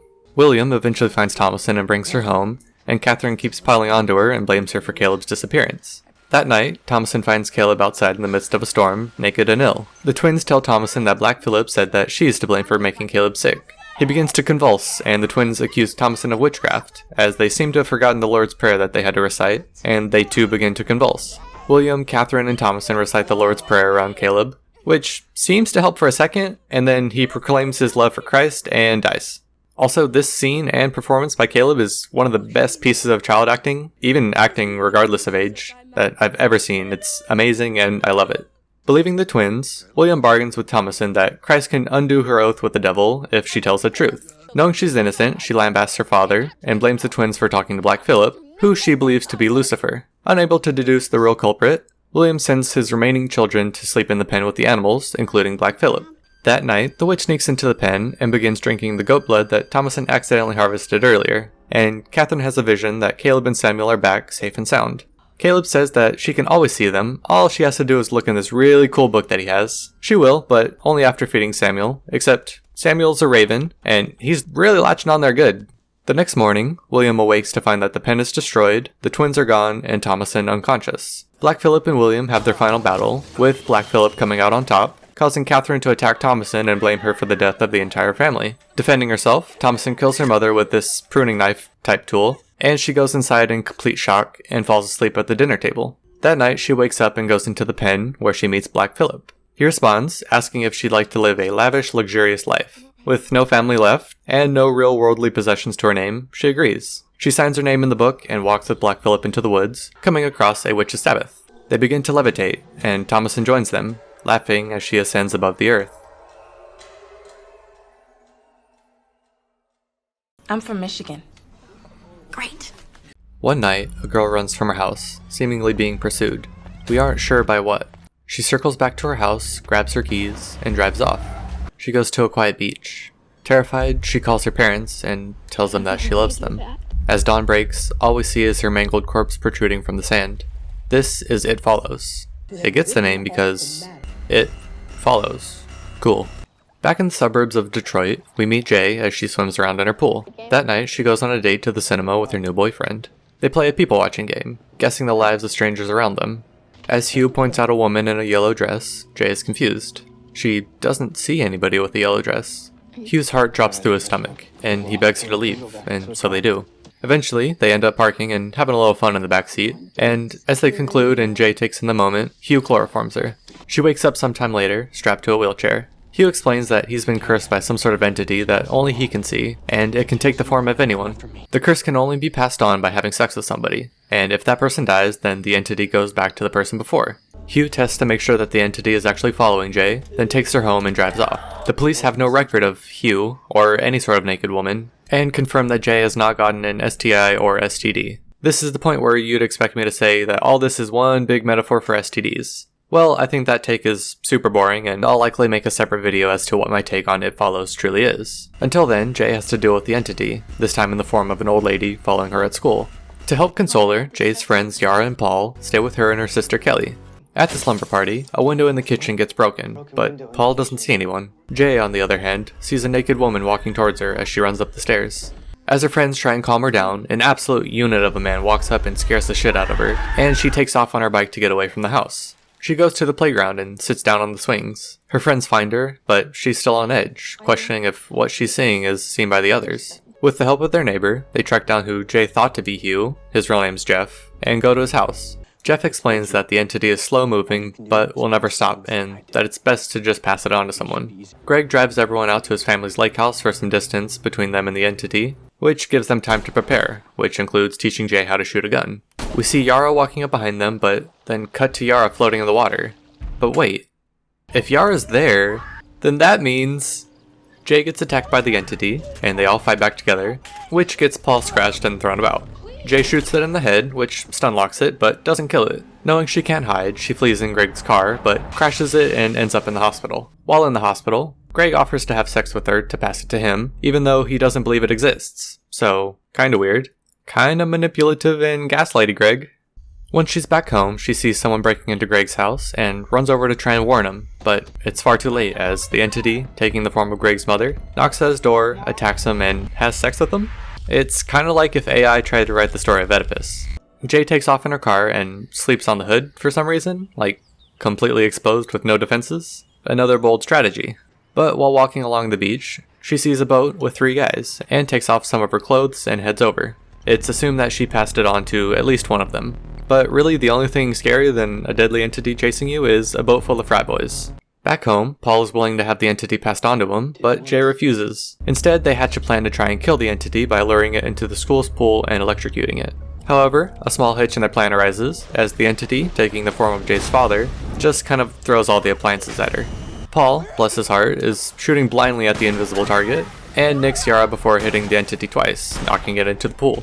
Jay is about to get out, but is pulled under one last time. With a solid 66.7 hit rate, Paul tries to shoot the entity in the water without hitting Jay, which he eventually does, and the pool fills with blood. That night, Jay and Paul have sex, and soon after we see Paul driving down the street, passing by some lovely ladies of the night. But does he go through with it? We may never know, as we see Jay and Paul walk down the street, hand in hand, with an ominous figure lurking in the background.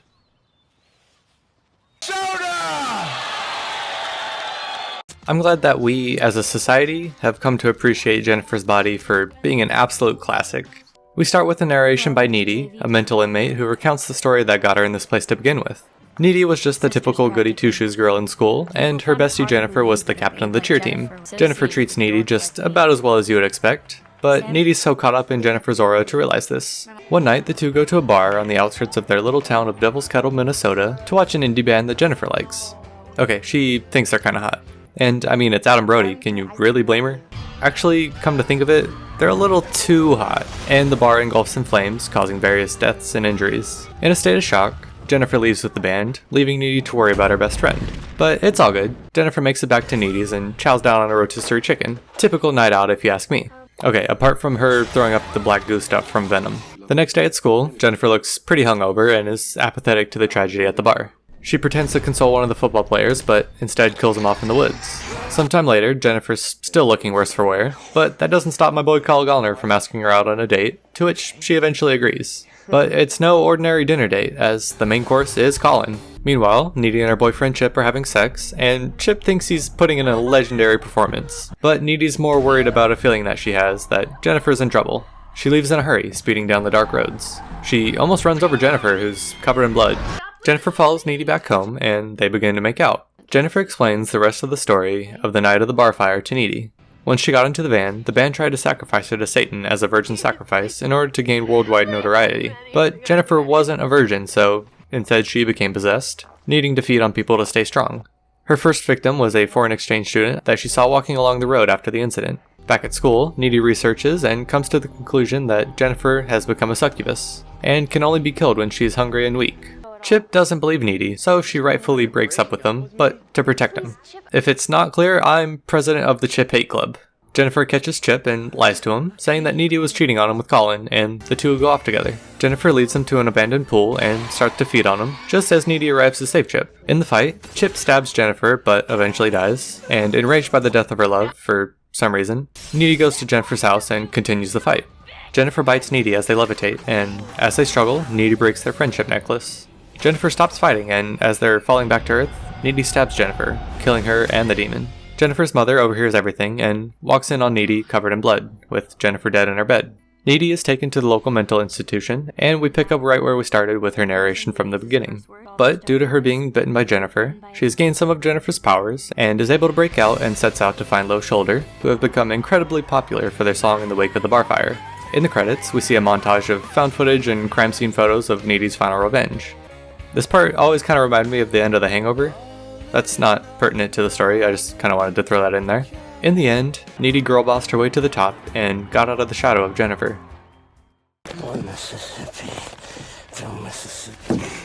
Okay, so what if Dolph Lundgren was a demon hunter in Mississippi? Yeah, what if? So this is Don't Kill It from 2016, and just like the title says, whatever you do, don't kill it. Unfortunately, Gabriel here didn't get the memo. When his dog gets into the mystery box, it gets a bit violent, and Gabriel has to kill it in self-defense. His eyes go black, and he starts to show some of the same behaviors, and ends up killing his family. He walks over to his neighbor Marcus's house, and continues the rampage, leaving Marcus to open fire. But I don't know if you remember this, but the title's Don't Kill It, and he, killed it. His eyes go black, and he ends up finishing what Gabriel started. Demon hunter Jebediah Woodley hears about the murders and decides to go down and check it out. He meets Evelyn Pierce, an FBI agent assigned to the case, but Pierce and the pigs aren't having the demon talk and would rather have Woodley detained, assuming he's mentally ill. Pierce goes to interview one of the witnesses, and Woodley asks her to inquire about the killer's eyes. The wife of Marcus recounts the events of the night, including revealing that his eyes turned black before murdering their children. Pierce realizes Woodley has some truth behind his claims and releases him. They get him a little drinky, and he explains that the demon possesses whoever killed the previous host. Also, what would Jebediah's order be? I'm feeling a matcha or maybe a pinkety drinkety. Speaking of predatory behavior, the demon will continue to kill forever, and the only way to stop it is to break the chain, as the host essentially has to kill himself. Woodley and Pierce stock up on firepower and head to the cabin in the woods, where they find this drunk guy who says that he shot the demon and his buddy finished it off before running out into the woods. Woodley and Pierce follow the trail, which leads to Pierce getting attacked by it, but it doesn't kill her, instead trying to get her to kill it. Woodley tries to capture it, but it escapes. A bit later, Pierce goes down memory lane to her old home and tells Woodley that she had drowned to death as a child, but was inexplicably brought back to life, which caused the town to turn on her family. The police chief holds a town hall meeting to warn people about the demon, and it's kinda like shooting fish in a barrel at this point. Don't really know what they expected. It goes on an absolute rampage and flees to a nearby house, where it manipulates a young girl to kill it, taking over her body. The police chief dips out, leaving Woodley and Pierce to do this by themselves. The father of the girl flags them down, and go into his house to find that he locked the daughter up in one of the back rooms. Woodley convinces him to poison himself and kill his daughter to end the demon's chain. Just as the plan goes into action, the FBI storm in before Emmett can kill his daughter, so he dies for pretty much nothing. Woodley gets arrested for poisoning Emmett, and the demon girl eviscerates the FBI squad, except for the head agent Shepard, who managed to get a good shot in. Maybe too good of a shot, as it eventually dies, and you know what that means. Possess Shepard time. The demon tries to get Pierce to kill it again, but give it up, sis. Woodley takes it upon himself to capture the demon, like his father did before him, so he poisons himself and goes to kill the host. Before he can, the angry mob show up, still under the assumption that Woodley's the real evil here. Erickson here attacks Woodley, and Shepard's freed, who immediately begins to murder everybody. But let's not rule out Woodley 100% here, he could still be the evil one for sure. Erickson ends up killing Shepard, transferring the demon, and attacks Woodley. Pierce grabs a vest full of grenades and pulls the pin before killing Erickson. While she levitates off the ground and all hell breaks loose, the grenades in her hand go off, killing her and the demon, breaking the chain. In our final scene, we see Woodley enjoying peace out on his boat. He managed to capture the demon in his flask, and he drops it into the ocean, so no one could become possessed again. But wait! There's more! As a fucking great white shark eats it, and probably, maybe, becomes possessed? I mean, imagine that sequel, Demon Shark. Hell yeah.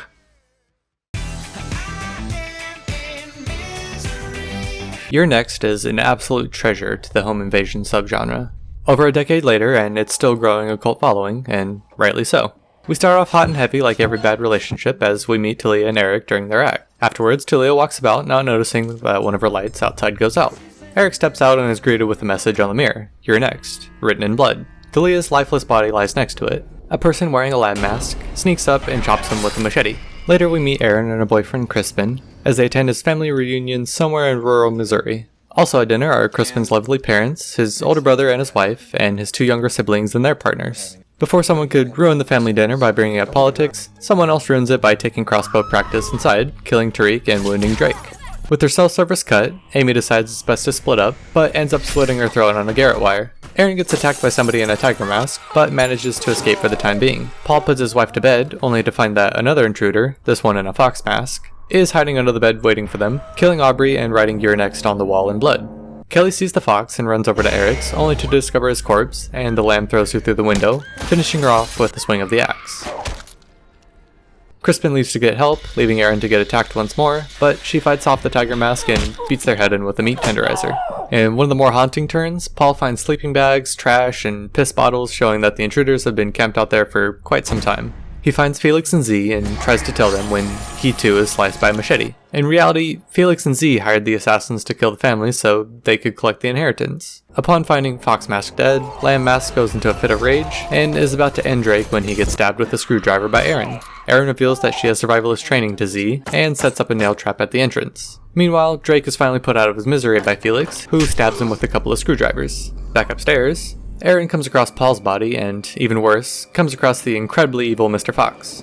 She jumps out the window to escape, and Lamb Mask gets injured by the trap that she set up.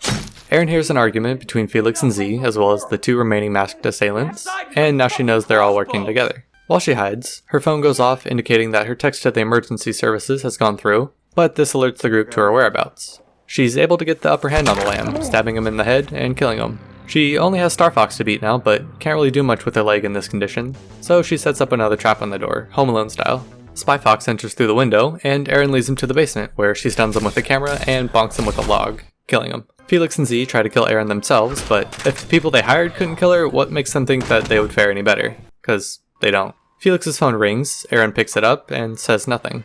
It's Crispin, and, assuming that he's talking to Felix, reveals that he's in on the plan as well. Now that they're reunited, Aaron confronts him and he says that she was never supposed to be hurt, and tries to bribe her into staying quiet. Disgusted by his actions, she stabs him multiple times, ending her nightmare once and for all. But no, it doesn't, cause here come the boys in blue to shoot first and ask questions later, hell yeah. The officer shoots her in the shoulder and goes to clear the house, but that door trap does its job, slicing up some fresh bacon, and we cut to the title card. Montana Realty Company. Montana what? Another entry, another found footage horror movie, shocker. Look, I like what I like, okay? And I don't mean to go all nostalgia bait video essay here, but this one might actually be a hidden gem. This is Alien Abduction, Incident in Lake County, a pseudo-documentary made for TV movie from 1998. It's introduced to us as a recovered footage from the McPherson family, who disappeared in late 1997. Also, it's a Thanksgiving movie, so you don't have to pretend that Thanksgiving is any good when you talk about the best Thanksgiving horror movies. Tommy McPherson's vlogging family dinner when the power goes out, leading him and his older brothers Kurt and Brian to go check it out. They see their fuse boxes smoking and go out into the woods to check out the transformer that's sparking up. In an open field, they see a weird looking object, and watch as aliens exit and use a ray gun on a cow. The aliens see the three boys and use their weapon to burn Brian's hand. The boys run back to evacuate the family, but they don't believe their tale until Tommy brings up the receipts. A high-frequency pitch incapacitates everybody, except for the youngest. When it subsides, Kurt tries to evacuate everybody in his truck, only to find that his battery is melted. Tommy sees that an alien got into the attic through an open window, so Kurt and his boomstick head on up. This gives Tommy a second to change his sufficiently browned pants, but is rudely interrupted by an alien, which puts him in a trance-like state. It checks out his camera and then dips, because he just wanted to hop on the vlog for clout. Tommy snaps out of his trance when Kurt yells that he's trapped an alien in the next room.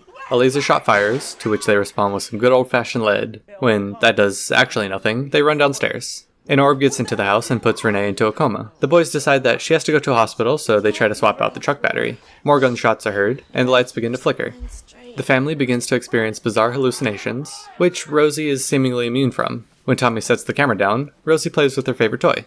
Kid tested and mother approved. Later, everyone, except Rosie of course, feels their necks burning, and find triangle shapes burned onto them. The group grows more hysterical with every passing gunshot, and Tommy goes outside to find broken shotguns, but not his brothers. More strange lights and weird figures are approaching from the woods, so the family heads back inside and boards up. Tommy drops the camera, and it goes black. The next thing we see is Tommy, giving a tearful testimonial, questioning if he will even see tomorrow. He continues to search the house, coming face to face with another alien. Tommy freezes in another trance and drops the camera, and eventually, the tape stops.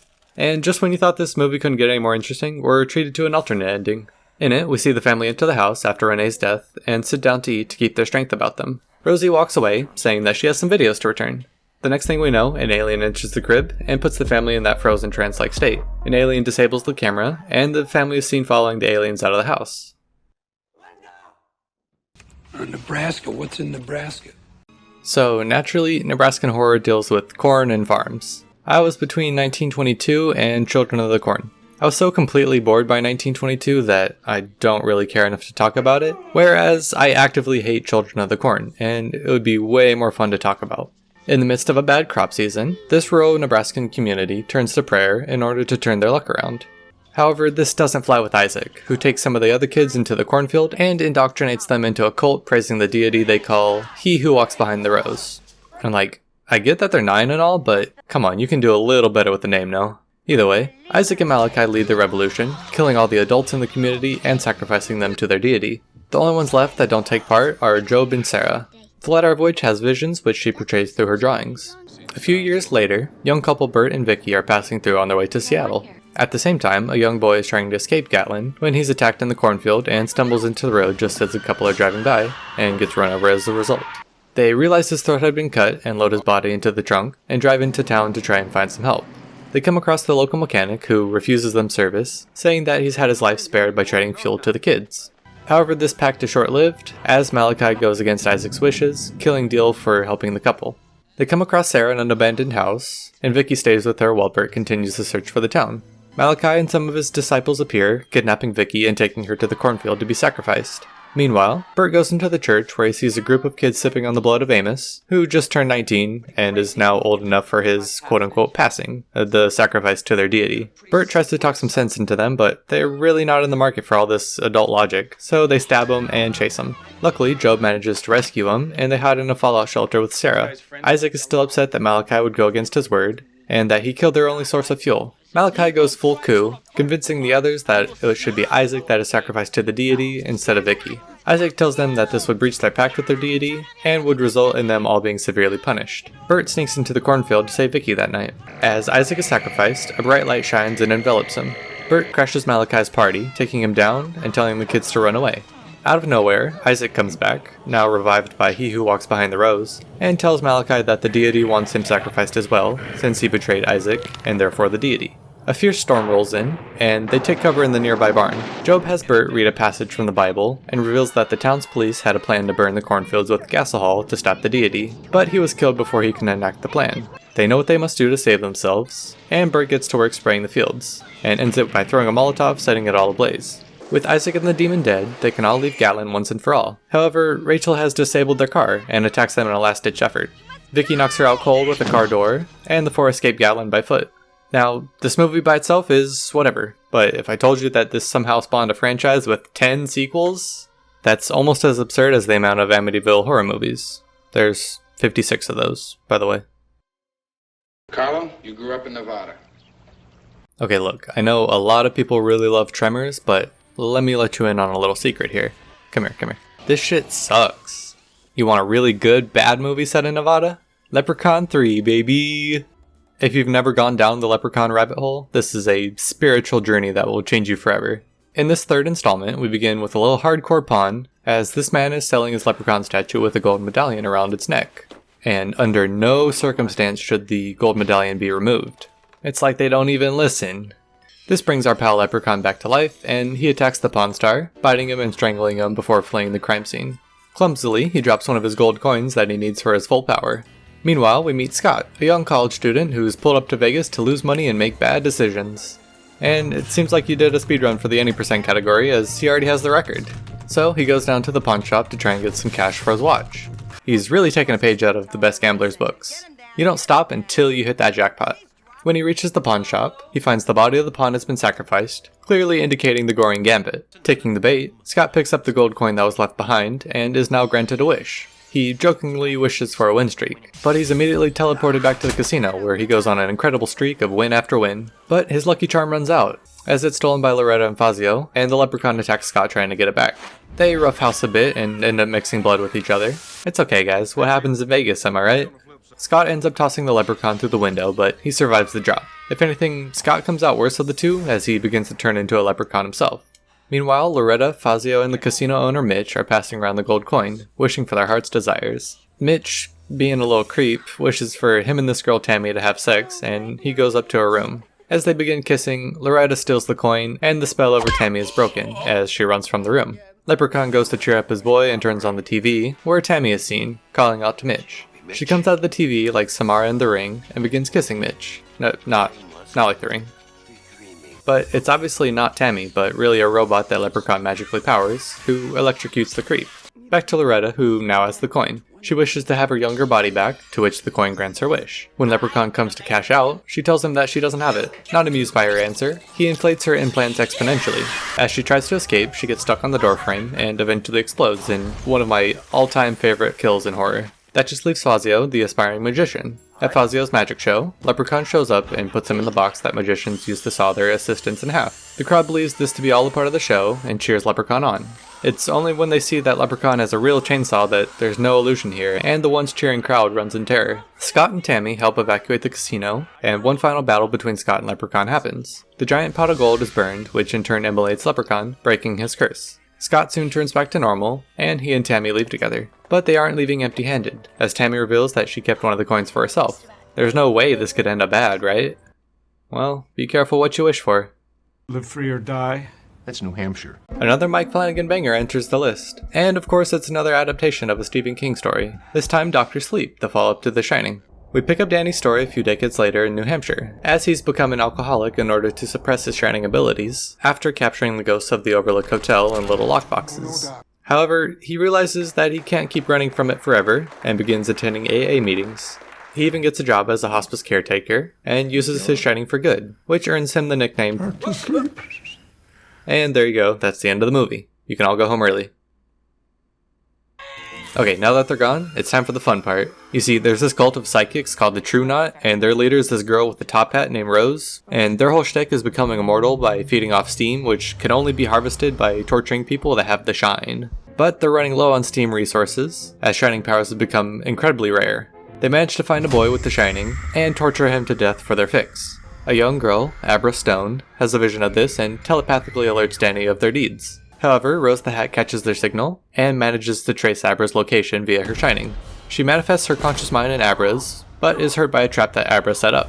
Knowing this is their steam jackpot, Rose sends a team of her psychics to find and capture Abra. Abra tells Danny that they're moving quickly, and they recruit Billy and Abra's dad to help out. They kill most of the group, as Rose survives, but lose Billy and Abra's dad in the process, while Abra is captured by Crow Daddy.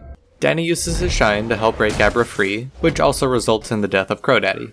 They go to the only place that is just as dangerous for Rose as it is for them, back to the good old Overlook Hotel. Rose shows up immediately and overpowers Danny, who's only able to save himself by opening the lockboxes filled with the Overlook's ghosts.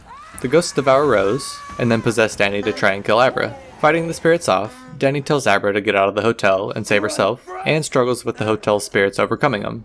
Just before he dies, he sees himself as a child, in the arms of his lovely mother once more. The Overlook bursts into flames, and Abra manages to escape, just as the police arrive.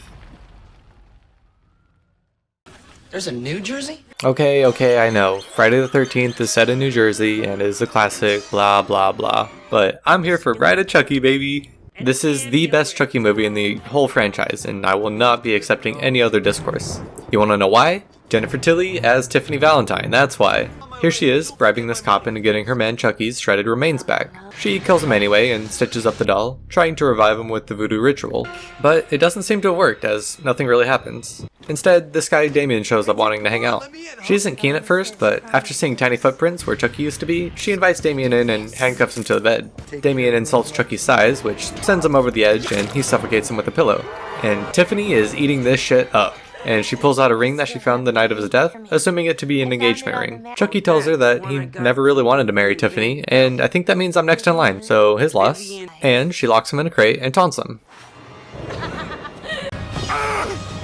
It should have been me, not him! Eventually he breaks out, and in a shocking turn of events, he electrocutes her to death, and puts her soul into the bride doll. The only way for them to escape these doll bodies is to find the heart of Dumbala, which is buried with Chucky's human body. Seeing as they need 2 human bodies, and are now in doll form, Tiffany bribes her neighbor to drive them to Hackensack, New Jersey, where Chucky's buried. Jesse agrees, as he can use that money to start his life with his girlfriend Jade. And let me just break the immersion right here. I do not care in the slightest about this Jesse and Jade B-plot. I just don't care. But it's still here. Jesse goes to pick up Jade, but is stopped by her cop uncle, who plants some weed in his car. Luckily, Chucky and Tiffany are ACAB till they die, and I guess even afterwards, so they kill Warren and hide his body. The lovebirds' journey begins, only to be pulled over again by a cop, who finds the weed in the van. Given that this was 1998 and weed was still seen as the gateway drug to domestic terrorism, the cop reports it and goes to arrest them. But Chucky has a better idea and turns the cop car into a real hotbox, allowing Jesse and Jade to flee. Each of them start to suspect that the other had something to do with it, and argue on and blah blah blah. Whatever, they still end up getting married. They stop at a hotel to rest, where they meet another couple there, and that couple end up stealing Jesse's wallet, and Tiffany's absolutely not having it, and interrupts their sexy time by breaking the mirror above them, which kills them. This really gets Chucky in a mood, as he proposes to her and the two have passionate doll sex. What am I even saying here anymore? Anyways, here's the best joke in the movie. I got a rubber. Yeah. Tiff, look at me. I'm all rubber. The next morning, Jesse and Jade's friend David shows up because each of them called him last night, worried that the other might be a killer. David tells them that they're the main suspects in the deaths so far, but believes that they're innocent. And then he finds Officer Warren's body chillin' and holds them hostage while he alerts the police. Chucky and Tiffany realize that would really put a damper on their plan, and come alive right in front of him. This causes them to back right out of the van, and he falls onto the highway and is run over. They then reveal their plan to Jesse and Jade, and explain why they're going to Hackensack. They end up stealing this RV, and Jesse and Jade instigate a fight between Chucky and Tiffany, which gives them a window of opportunity to fight back. Jade kicks Tiffany into the oven, and Jesse throws Chucky through the window, but they end up crashing into a ditch. Chucky forces Jade to take him to his grave, as Jesse and Tiffany follow. Jade gets the amulet, and Chucky and Tiffany trade their hostages, but Chucky throws a knife at Jesse and ties the couple up. As he begins his ritual, Tiffany stabs him and the two fight it out, resulting in Tiffany's death. Jesse hits Chucky into his grave, as a private investigator pulls up to the scene in absolute disbelief. With his options running out, Chucky surrenders but assures them that he always comes back. Jade takes the gun and shoots him in the chest, killing him. Jesse and Jade, now cleared of the crimes, go on their merry way and enjoy married life or whatever. Meanwhile, as the PI inspects Tiffany's body, she gives birth to a child, which attacks the investigator, and we cut to black. Yeah, that leads right into Seed of Chucky, which is a completely new level of batshit insane, and I just do not have the energy to go into that right now. So, I won't. My name is Walter Hartwell White. Another state, another horror remake that I absolutely adore. The 2006 version of The Hills Have Eyes is absolutely brutal. It's gory, bloody, and grotesque. We join the Carter family on their cross-country journey that leads them deep into the New Mexico desert. Alright, quick roll call. We got Bob and Ethel, their kids Lynn, Brenda, and Bobby, Lynn's husband Doug, and their baby Catherine. Got it? Cool. They stop for some fuel, where the attendant lets them know of a road through the hills that will save them a few hours of driving if they take it. But once they do, they hit a spike strip and are suddenly stranded. Bob and Doug try to be alpha males and walk to civilization, but they go in separate directions for some reason. Meanwhile, one of their dogs runs off, leading Bobby to chase after her when he stumbles across a mangled corpse. Terrified, he runs back to the RV, but falls and knocks himself unconscious. Then we see a mutant girl try to protect him from her brother. Somehow, Bob makes it back to the station, and he reads a couple of newspaper articles highlighting some of the mysterious disappearances in the wake of some government nuclear testing in the area, which led to the mutation of some of the residents. He talks to the attendant, but he commits suicide in front of him. Horrified, he tries to escape in a car, but is soon attacked by the leader of the mutants, Papa Jupiter. Brenda eventually finds Bobby, while Doug returns from his hike, saying that there's a bunch of abandoned cars and a huge crater. As Bobby is explaining what he saw, two of the mutants enter the trailer and they assault Brenda. It's at this point that I just want to say I'm really over horror movies using sexual assault as a shock factor. Like, yeah, it's shocking, yes, it's horrifying, but I don't need to see this in my movie. You can be disturbing in so many other ways, just be more creative. Like lighting Bob on fire tied to a tree. That's kinda cool. Lynn and Ethel go back into the trailer, only to get shot and die soon after.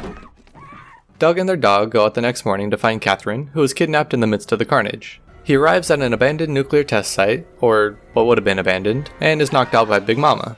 No, not that one, this one. He wakes up in an ice chest, but manages to get out and runs into Big Brain, who tells him about the mutants and their lives. Pluto attacks Doug, but Doug's able to turn his axe against him and another one of the mutants. Big Brain orders Lizard to kill baby Catherine, but is attacked by the dog, which gives the sweet mutant girl the chance to take Catherine and run to safety. Back at the trailer, Bobby and Brenda rig an explosive trap, which comes in handy when Jupiter shows back up. Doug manages to catch up to Ruby and Catherine, but they immediately get attacked by Lizard. They fight for a bit, but Doug's able to shoot him with a shotgun, and Ruby hands him his daughter back. But Doug should really watch Zombieland and learn rule number 2, because Lizard grabs the gun and is about to get a 2-piece combo. Ruby, bless her heart, tackles Lizard off the cliff before he can, and they fall to their death. Bobby and Brenda find Jupiter in the aftermath of the trap and finish him off with a pickaxe lobotomy. They all regroup and embrace with the nightmare over, but it might not be over just yet. In New York. The original summer blockbuster, and the film that helped structure modern Hollywood, Jaws was an immediate hit upon its release in 1975. Set on Amity Island in New York, we get one of the most iconic opening scenes in history. This lovely woman decides to go for a little skinny dip, but is pulled under the surface, only to resurface on the beach in the morning. The medical examiner indicates that it's a clear shark attack, and Police Chief Martin Brody immediately closes the beaches. The mayor says that this would kill the local economy, and this sways the coroner's mind, as he changes his mind on the cause of death to a boating accident. Brody concedes his losing fight, until a young boy is killed at the beach due to another attack. This causes the town to go in full panic mode, and a bounty is placed on the shark. A local man by the name of Quint offers his services for a cool 10 bands, while an oceanographer named Matt Hooper deduces that the shark bite came from an abnormally large shark. Some local fishermen catch a tiger shark, which leads the mayor to announce that the beaches are once again safe to enjoy. However, Hooper performs a shark autopsy and finds no human remains, so this can't be the shark that has terrorized the town. In reality, the shark that they're looking for is a great white, but the mayor refuses to shut down the beach, as it's the 4th of July, instead just placing more safety precautions. And let me tell you, I'm glad that no government powers decided to try and place loose safety measures in the face of a serious situation instead of closing it all down like they should have. Another shark attack occurs in the lagoon, which forces the mayor to hire Quint. Even though Quint and Hooper don't see eye to eye, they join Brody on his boat and set out to catch the fish. Once they start chumming the water, the shark shows up right on time, and they harpoon it. But the shark's far too strong, and pulls the flotation barrel under with it. Having lost the shark, the men resort to the only other thing to do on a boat: drink the night away. And I really like this scene, and the camaraderie that they build amongst themselves. This could be really good for team morale when the time comes to fight the... Oh, okay, it's go time. The shark rammed the boat, causing the engine to cease. The men work through the night to try and get it running again. Once day breaks, Brody tries to call the Coast Guard for some help, but Quint breaks the radio because his pursuit of the shark is so strong that it's really affecting his frontal lobe. He does manage to harpoon it again, this time with a stronger line, but they didn't account that the shark has that dog in him, and is built different, so it starts pulling the boat the opposite way, flooding the deck and the engine. Just as Quint is about to sever the line, the cleats it was tied to break off. They try to limp the boat back to shallower waters, but the engines had enough, leaving them stranded. In a last-ditch effort, they decide to send Hooper down into the shark cage with a harpoon full of strychnine in order to take the shark out. However, he drops the harpoon down to the bottom of the ocean once he's attacked by the shark, narrowly escaping his certain demise. The shark, now suffering from low blood sugar, decides to take a quick Quint break as the boat begins to sink. Brody shoves a scuba tank in the shark's mouth and climbs up the crow's nest, and takes some shots with his rifle. 3rd time's the charm as the tank explodes, taking the shark out with it. And Hooper and Brody use some of the debris to paddle back to Amity Island, whistling carefree. I want to play in North Carolina. Alright, I got a new trip idea for the girlies. Spelunky in the caves of North Carolina as bloodthirsty creatures prey upon you as you try to escape. Okay, but what if I throw in some White Claws? Alright, sounds pretty good to me. First, let's trade those White Claws for White Waters, as Sarah, Beth, and Juno go rafting together. Sarah drives home with her husband Paul and their daughter. In what should probably be used as one of those distracted driving PSAs from Northern Ireland, the car crashes, killing Paul and Jessica, with Sarah managing to survive.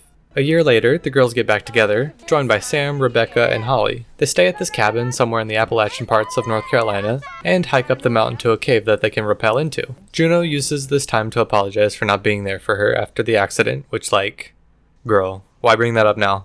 Read the room. Cave. Read the cave. They make it through this narrow opening, but it collapses on them, trapping them. But no problem, right? Juno knows how to get out and get help. Yeah, okay, so she brought them to a completely new cave system that she knows nothing about, so rescue's certainly out of the question. But this whole trip was her idea to get her and Sarah back on the right page as friends, so that's gotta count for something. With their exit closed off, they have no other choice but to venture further into the caves, where they find some old climbing gear and cave paintings. Holly thinks that she sees some sunlight poking through the rock and runs towards it, but falls into a hole, breaking her leg. While the others help her out, Sarah wanders off and sees this weird white humanoid creature taking a little water break. The group come across a pile of bones almost as big as the Paris catacombs, and get attacked by one of those creatures, who kills Holly in the process. And now it's Sarah's turn to have a nice fall, and she gets knocked out, while Juno fights off the creature that's trying to take Holly's corpse away. Visibly shaken, Beth goes to console her, but Juno still has her guard up, and instinctively swings the pickaxe, slicing Beth through the neck. Beth collapses, taking Juno's necklace with her, and in her final moments, begs Juno to stay with her. Juno, traumatized, shocked, and guilt-ridden, runs off. She eventually finds some more cave paintings, which points towards a possible exit, and meets up with Sam and Rebecca, but won't leave Sarah behind. Sarah's just been chilling in the den as she wakes up from her nap to find the creatures feeding on Holly's corpse. She eventually comes across Beth with her last stand perk, who tells her that Juno did this to her. She gives her Juno's necklace and says it was a gift from Paul. It's then that she realizes Juno and Paul had been having an affair, so Juno's not really looking too good in the bestie category right now. Beth wants to be put out of her misery, and Sarah obliges.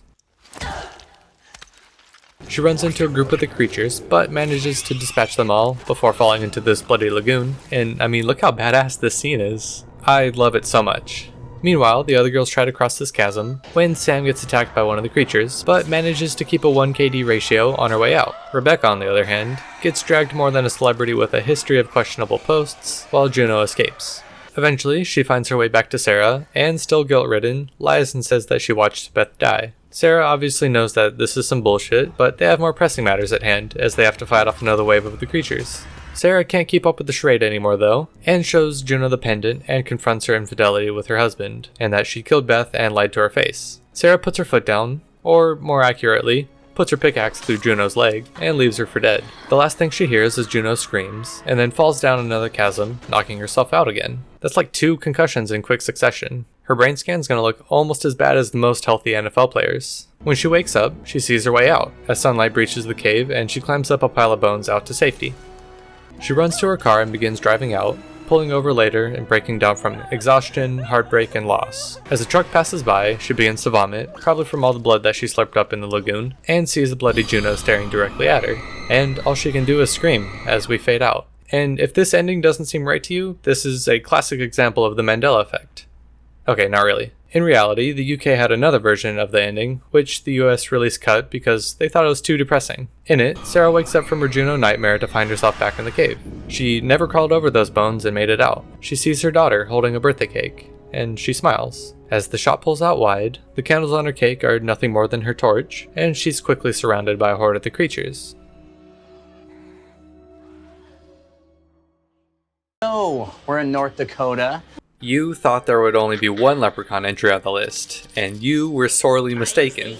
The original leprechaun is one of few North Dakota entries, so kinda gets this spot almost by default. But don't let that fool you, as the first one's still a pretty fun time. Irishman Dan O'Grady returns to his North Dakota home from the motherland, bringing a pot of gold back with him.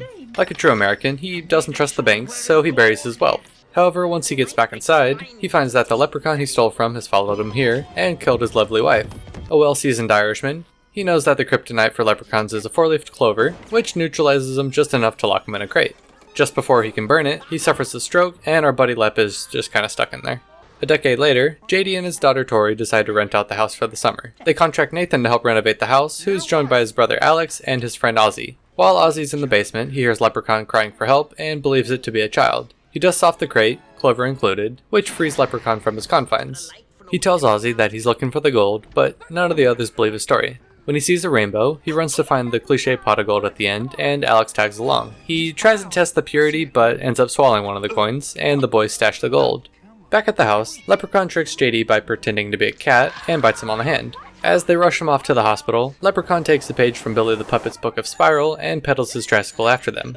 Alex and Ozzy take the gold to a pawn shop, yeah, this series loves the pawn shop, where Leprechaun shows up and kills the owner. Before he leaves, he fixes up an old go-kart to get back to the farm, but put a bit too much giddy up in it, and is pulled over for speeding.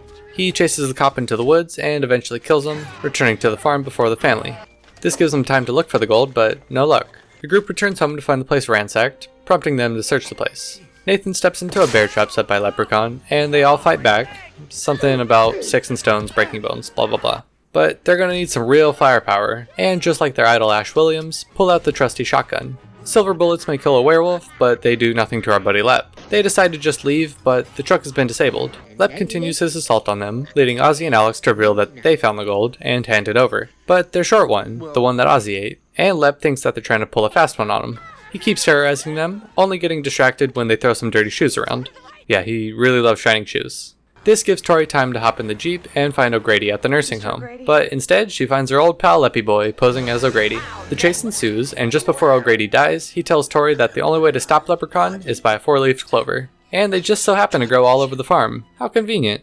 Tori races back home and begins looking for one, and I know firsthand that trying to find a 4-leaf clover in a patch of normal clovers is nigh on impossible. I find them when I'm not looking for them, but when I actually want to find one, they vanish off the face of the earth.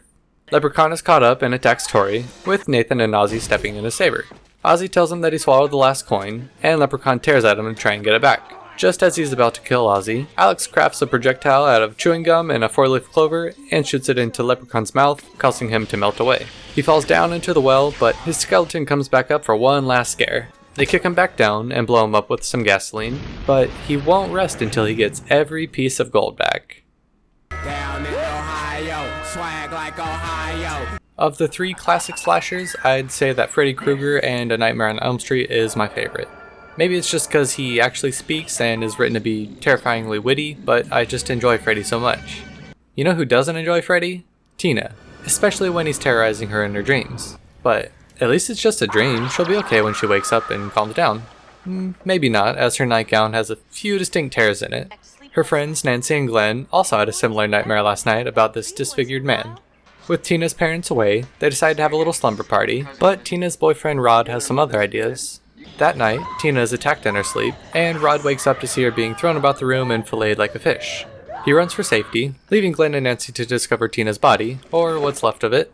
Nancy's dad, the police chief, arrests Ron, even though he pleads his innocence. After another sleepless night, Nancy dozes off in class, dreaming of our fedora-wearing friend again. Terrified of the average Redditor, she burns herself on a pipe to try and wake up, and when she does, notices that her arm is burned. Her actions in her dream carried over to the real world. She visits Ron in jail and describes her dream, believing the man in her dream to be the actual culprit behind Tina's murder. Once she returns home, she takes a bath to try and ease her stress, but ends up falling asleep. As if that weren't dangerous enough, now she has to deal with metal claws protruding from the bubbly water. After nearly drowning, she begins to rely solely on caffeine to stay awake, and will probably ask why her tummy hurts later. Hoping she can get at least a little rest, she has Glenn come over to watch her sleep, and if anything looks wrong, he will wake her up. In her dream, she sees that Rod's about to be killed by the man, when he suddenly turns his attention to her, chasing her through the streets of Springwood, Ohio. Rod is eventually killed, but it's set up to make it look like he hanged himself in a cell. Nancy's mother finally takes some interest in her daughter's dreams, but ends up just sending her to the clinic. They put her under, where she has another dream of the man, and takes his fedora, pulling it out of the dream world and into the real world.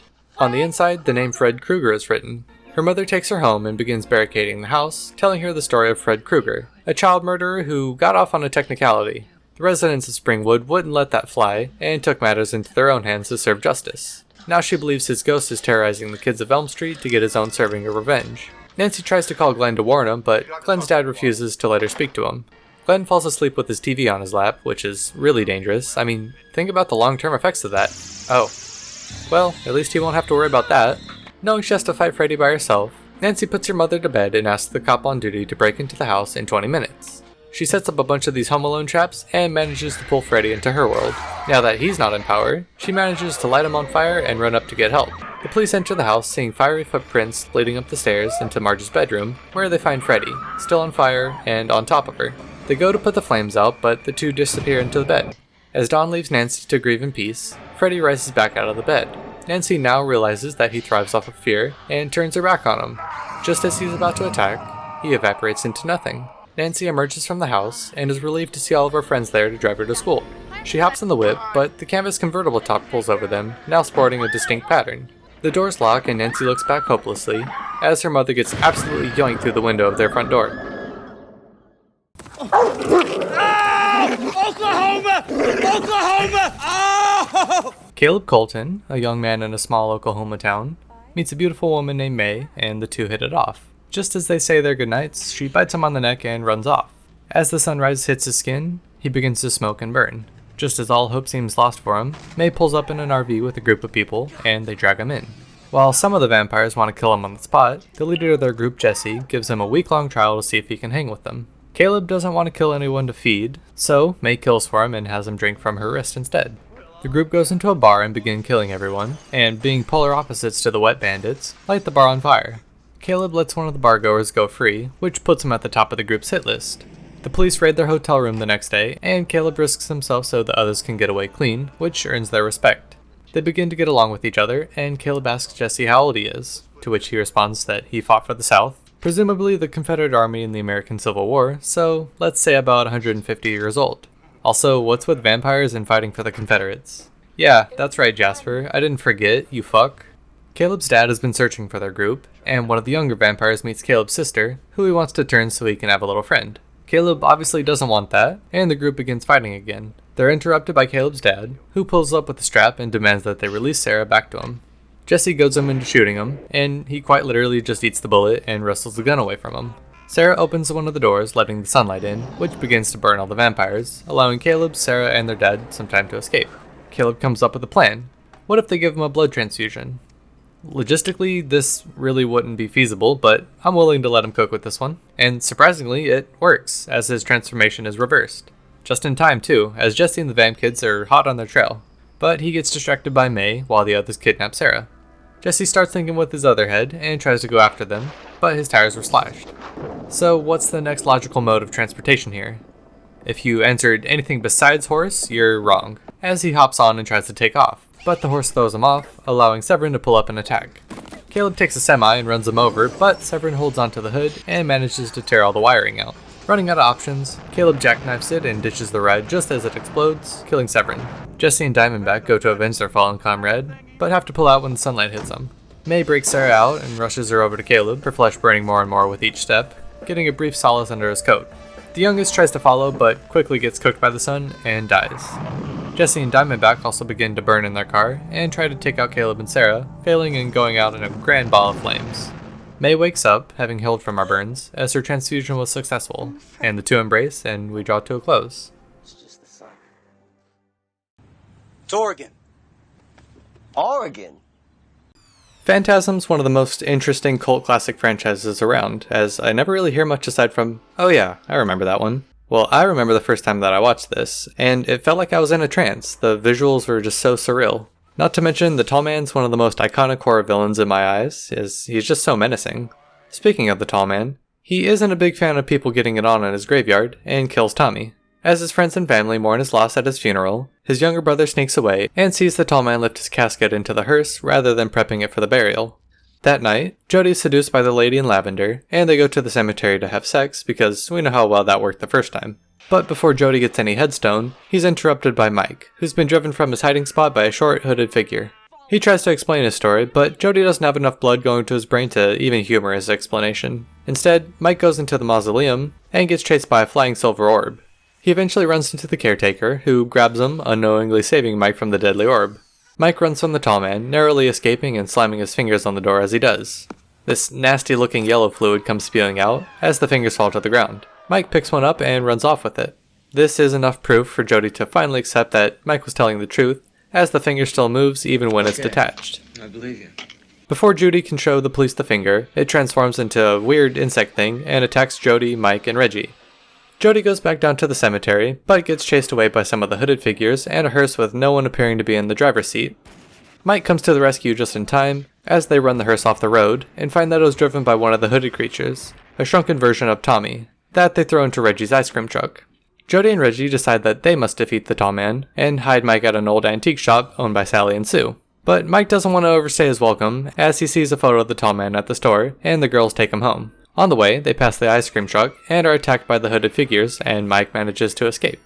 Jody locks Mike in his room for his safety, and goes to the mausoleum to fight the Tall Man. However, like any teen would, Mike sneaks out, running into the Tall Man who is waiting at the door for him. The Tall Man takes him and puts him in his hearse, and drives back to the cemetery. On the way, Mike manages to escape, and the hearse crashes and explodes, turning it into the first mobile crematory. Mike runs to the mausoleum to look for Jody, and is once again chased by one of the silver spheres of death. Jody shoots it with a shotgun, and they join back up with Reggie. They enter a brightly lit room filled with canisters of the hooded figures, and a portal to a red dimension where those hooded figures work as slaves. The power goes out, and the boys get separated. Reggie is alone in the room now, and figures out how to activate the portal, creating a powerful vacuum. In the storm, the lady in lavender appears and stabs him, while Jody and Mike manage to escape.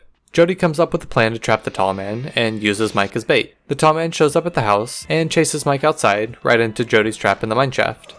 Mike wakes up in a sweat, still worried that the Tall Man will get him. Reggie's still alive, and tells him that he just had a bad dream, and that Jody died in a car wreck. To help take his mind off of it, Reggie says that they should go on a road trip, which is certainly a choice, seeing as Jody literally just died on the road, but Mike hops up and starts to pack.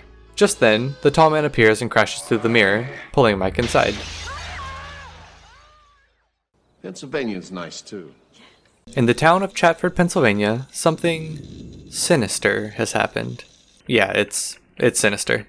Ellison Oswalt is a true crime writer, which in 2012 was still more reputable than a true crime podcaster, and his family have just moved to this beautiful new home with this lovely tree in back. And surely nothing bad happened there. Yeah, so his family doesn't know this, but the house that they moved into was the site of a grisly quadruple hanging, with the only family member not being caught in it was their young daughter, who has been missing ever since. Ellison, hoping to recapture some of the magic from his best-selling book Kentucky Blood, moved them there to research for his biography. He finds a box in the attic labeled Home Movies, filled with reels of Super 8 film and a scorpion buddy. But these home movies aren't your average America's Funniest Home Videos, as they're recordings of murders of various families, being carried out by the person behind the camera. He notices a strange-looking symbol and an even stranger-looking man in the videos, and looks more into who the victims could be. He matches one of the tapes to a news story from St. Louis in 1998, where the entire family was killed except for their son, who went missing, the same situation the Stevenson family had. He hears something in the attic that sounds like footsteps, and goes up to check it out. Once he does, he finds that a king snake has gotten into the films, and as he inspects it more, finds a kid's drawing of one of the family's murders, and a creepy looking fellow they named Mr. Boogie. Outside, he has a quick standoff with a Rottweiler who looks pretty polite if you ask me. Ellison could use another resource for his research, and gets the help of a local deputy. Together, they trace back each set of murders back to 5 incidents since 1966, with each involving one of the kids going missing. The deputy refers Ellison to Professor Jonas, who specializes in the occult, and he recognizes the odd symbol on the wall in the films to be the mark of Bagul, a Babylonian god who would kill families and take one of their children to slowly consume their soul. Ellison's not dealing with a serial killer here, we're in full-blown cult territory. One night, he hears footsteps again, which are revealed to be these ghost children that run so fucking slow, but somehow don't get caught. One of them becomes besties with Ashley, and Ashley decides to paint a nice little portrait of her, calling her Stephanie. Another night and another encounter, as Ellison hears the projector running in the attic, and he pokes his head up, seeing all the missing children up there watching the films. Bagul appears upon it, and then right in front of Ellison, who, in response, takes the films and the projector and burns them outside. He tells Tracy that they're going to move back to their old home immediately, and they pack up what they can and leave that night. He gets popped for speeding and is pulled over by the same dickhead cop from before, but seeing as they're going to be getting out of his hair, he lets them go. Now back home, Professor Jonas relays information about Bagul and the cult, and that images of Bagul have been thought to have been cursed, dating back to early Christianity, as he can come through them like a portal, and can possess children who come into contact with them. In his attic, Ellison finds the projector and the films he destroyed, now in perfect condition, and with a new addition, called Extended Cut Endings. The deputy calls Ellison to tell him that each of the deceased families had lived in the previous dead family's house before moving, and learns that each murder took place shortly after the family moved to a new house. By moving back into their old house, Ellison put his family next in line. The new extended cut footage shows that each of their missing kids were behind the camera the whole time, carrying out the murders under Bagul's influence. Ellison begins to feel lightheaded. His blood sugar must be getting kinda low. Or it could be the antifreeze looking stuff that's in his coffee, which was delivered by Ashley with a note that says, "Good night, Daddy." See, she's the lucky one to collab with Bagul, and she rolls camera as she dispatches of her family, and begins painting the walls with their blood. As she puts the final touches on her film, the other kids stare at her, running when Bagul shows up. He picks her up and teleports into the film, which they title House Painting 12, and it'll sit in their attic, waiting for the next unsuspecting tenants to come through. Like a masochist in Newport, we're Rhode Island bound. Okay, this take might be controversial to some, but I absolutely adore the Conjuring movies. All of them. The mainline series, Annabelle, The Nun. But it all starts with the first Conjuring, which sees the legendary duo of Ed and Lorraine Warren go to Rhode Island to help the Perrin family. Having just moved to their new home, the parents begin having some odd experiences immediately. And I've watched enough paranormal media to know that if the dog is acting up, then something bad's about to go down. Sure enough, Carolyn wakes up with big bruises all over, and all the clocks have stopped at 3:07 precisely. And worst yet, they find Sadie dead outside. This leads Carolyn to go to the Warren seminar to ask for their help. Lorraine, sensing the desperation from one mother to another, agrees to check it out, and they meet with the Perrin family. Lorraine's a clairvoyant and immediately sees a dark presence that looms over the family, while Ed deduces that the spirit is demonic based on various clues that the family gives. In order to get an exorcism, they need to build a solid case for the church, so they bring their assistant Drew and policeman Brad to capture some footage. Through further research, they learn that the house is built on land previously belonging to Bathsheba Sherman, an accused witch. In 1863, she sacrificed her baby to the devil and hanged herself on the big tree by the lake at 3:07 a.m., cursing anyone who takes her land. In the years since, many unexplained deaths and disappearances have occurred on the premises. This is a probably good time to add this, but I absolutely love the Warrens in this. In real life, not so cool. In the movies, mother and father. I love Patrick Wilson and Vera Farmiga so much. Their chemistry in these roles is just unmatched. These small scenes of the Warrens cooking the family breakfast, or fixing up the old car, or even folding laundry help make this such a comfort movie. Speaking of the laundry, Lorraine has to fold it before the storm takes it. Oh, too late, as one of the linens flies off the line, outlining a body, then floating up to the master bedroom, where Carolyn is asleep. Lorraine knows that can't be good, and runs up to save her, but she's too late, as Bathsheba floats over her, and vomits this nasty black sludge into her mouth, completing the possession. That night, Cindy sleepwalks up the stairs, as the cameras they set up flash. But the cameras only flash if there's a spirit, so they let her go up, and she goes into her sister's bedroom with the wardrobe. Once they get into the room, they can't seem to find her, so they break out every teenage boy's worst nightmare, the UV light, to try and find her. They find her hiding behind the false backing of the wardrobe, and Lorraine crawls in there, finding a dusty outline that perfectly fits April's jack-in-the-box. As Lorraine pulls up a noose that she found under the shelf, the whole floor collapses, and she falls all the way into the basement. While down there, she uses the jack-in-the-box to see one of the spirits that Bathsheba had possessed before, which led to the murder of her child. She turns her head to show Bathsheba's feet drop down, and she runs off, losing her locket that her daughter Judy gave her. Back upstairs, Nancy gets dragged more than somebody on Twitter saying that Taylor's album wasn't that good, which the Warrens take to the church as proof of demonic presence. As the Warrens return home, Judy gets attacked by Bathsheba and Annabelle, narrowly avoiding getting rocked by this rocking chair. Meanwhile, the parents find refuge at a motel, but that's short-lived, as Carolyn sneaks off with April and Christine, intending to go back to the house to kill them. Ed, Lorraine, and Brad find Carolyn and try to pull her outside, but the demon's too powerful and won't allow her to. Instead, they take her to the cellar and tie her to the chair. With options running low, Ed begins the exorcism himself, even though he's not technically allowed to. I'm sure God will let it slide though, this is kind of an emergency. She levitates and inverts, which really doesn't help the whole exorcism thing, so Ed tells the demon to put her down. Well, careful what you wish for, Eddie boy, as she does just that. Drew finds April under the linoleum in the basement, and with Carolyn free, she takes the knife and crawls towards her. She nearly completes the sacrifice, only being stopped by Lorraine, who reminds Carolyn's soul of the day at the beach, the day she said she would never forget. She vomits up all that black sludge, and she's no longer possessed. As she's helped outside, she basks in the sunlight, her bruises fading away. The family embraces, the Warrens embrace, and Drew and Brad are doing guy things. All is well now. The Warrens return home, placing the music box on a shelf in their home, surrounded by a litany of other haunted objects. The music box begins to play by itself, and we cut to the credits scene, which include a montage of photos of the real-life Warrens and the Perrin family. Wow, look at that! The entire state of South Carolina showed up! Another state with not a lot of options, so South Carolina gets the privilege of calling Slither from 2006 their very own. When a meteorite crashes down in Wilsey, South Carolina, it also brings an alien parasite, which infects one of the residents. But not just your standard ear infection. No, as the alien takes over his entire body, and he transforms into this nasty-looking hentai monster. He abducts a woman named Brenda and plans to use her to breed an alien hive. Grant's wife becomes concerned by his behavior, and she asks him what the issue is. He responds like any husband from South Carolina, 2 Pabst Blue Ribbons down, and starts attacking her. Thankfully, it's a white neighborhood, so the cops show up in the blink of an eye, and Grant flees. While they search for Grant, they come across Brenda, who has become more bloated than Nikocado Avocado halfway through a mukbang. But she's not carrying water weight, but rather all those larvae that she was implanted with. They burst from her body and infect the entire town. In fact, the only ones not infected are Starla, Bill, Mary McCready, and Kylie. Everyone that did get infected is now controlled as a hive mind under Grant, who wants to be the only conscious mind left. So, if the survivors kill Grant, it can be inferred that that will kill the rest of the aliens. Luckily for them, the townspeople waited patiently for them to postulate that before they attacked, capturing Starla and Jack. Bill and Kylie are on their own now, and head to Grant's to try and kill him. But they rudely interrupted his feeding time, and I heard this new osmosis diet could become the next keto craze. Jack and the others are turned into breeders, but Starla is kept uninfected, as Grant still hopes that he can win her over again. When she wakes up, she grabs a sharp brush and goes downstairs to find Grant. She convinces him that she still loves him, and just like my bitch of an ex-wife, she lied and stabbed him. Grant throws her across the room, and manages to knock the grenade that Bill tried to throw away into the pool. Grant pins Kylie down with a couch and tries to infect Bill with his tentacles. Just as one of the tentacles pierce him, Bill attaches another to a propane tank, and is shot by Starla. Grant explodes into a mushy mess, and the rest of the aliens die with him. With everyone else in Wilsey dead, the survivors go to find help in the next town over. And just when you think it's all over, we get a post-credit scene? What is this, the MCU?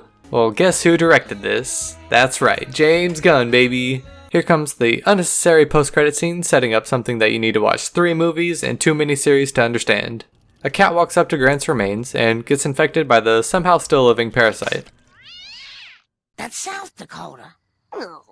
Before Prey came in and cemented itself as the greatest native representation in horror, we had Imprint from 2007. Now, let me preface this, I'm not a member of any tribes, nor do I have any native blood that I know of, so I can't attest to the real accuracy of this film with regards to native culture, specifically those of the Lakota tribe. However, in my research, all accounts point to this film handling matters fairly well, and the production is filled with natives as well, just not quite to the same extent as Prey, but still a cool point. We pick up with our lead Shayla, wrapping up a successful case, which winds up sending a Lakota boy to jail for homicide. However, even though the judge and jury also believed in his guilt, Shayla returns home to scrutiny from the locals. They go as far as to call her an apple, an insult that I never thought I would hear, as in she may be red on the outside, but she's white on the inside. This struggle within Shayla really drives the plot along, as she tries to come to terms with who she's become since leaving the reservation. She begins having visions and hearing strange things around the house. Thinking an intruder is among them, they call the police, where she sees her old ex-boyfriend Tom Greyhorse. The next day, she goes to pick up her current boyfriend, Jonathan, who immediately flexes his campaign for senator. Oh, and he's white. There's that. Shayla's mother immediately doesn't like him, and you know what? Fair. I mean, I wouldn't trust him with my drink. She's confronted by the brother of the boy that she convicted, which leads to Tom disarming him, and Jonathan looks for the first flight out. She refuses, insisting that she stays home. While home alone, she has another paranormal experience, seeing figures all across her house, and large bangs above her, which in response she decides to take a nap. Hey, what the horse doing?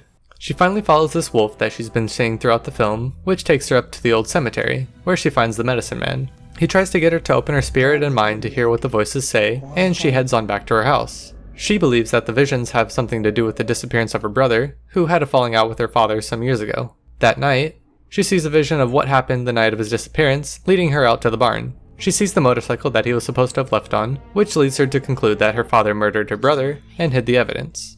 Also, I don't really know where else to put this in here, but the dad looks a bit like Dermot Mulroney. Even still, he dies in the morning and is laid to rest. Her boyfriend comes back for the service, but Shayla knows that he bribed the witness to help convict Russell quickly. He gets all mad and then starts grabbing her, and then my boy Tom comes to break up the argument. And now, this is a Tom Greyhorse stan account. That night, she returns home and gets a call from her brother, who was watching the service from afar, kinda like Michael in GTA 5. Once the clock strikes 9:15, Jonathan pops out of the closet with the ghost face knife and stabs Tom Greyhorse and attacks Shayla. Tom gets up and beats the knife out of his hand, giving Shayla some time to escape. As she hops in the whip, Jonathan unloads the clip into her car, and Shayla drives straight into the barn.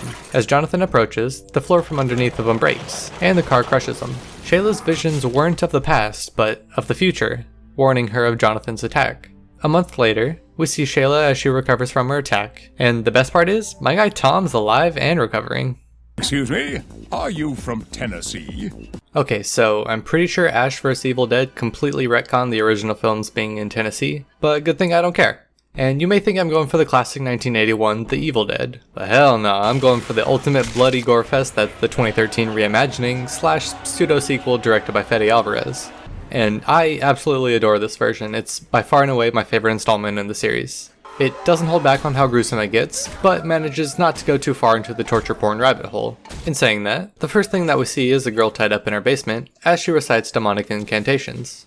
When her father realizes that she's possessed, he sets her ablaze and shoots her for good measure. Sometime later, we meet David and his girlfriend Natalie as they arrive at the cabin to meet David's sister Mia and their friends Eric and Olivia. They've all gathered to help Mia get over her heroin addiction, which, if you know anything about that process, goes just about as well as you'd think. Meanwhile, David goes down to the cellar, only to find that it's absolutely littered with dead animals. But it's not all bad, as he finds some sort of literature down there and a nice little shotgun. Groovy.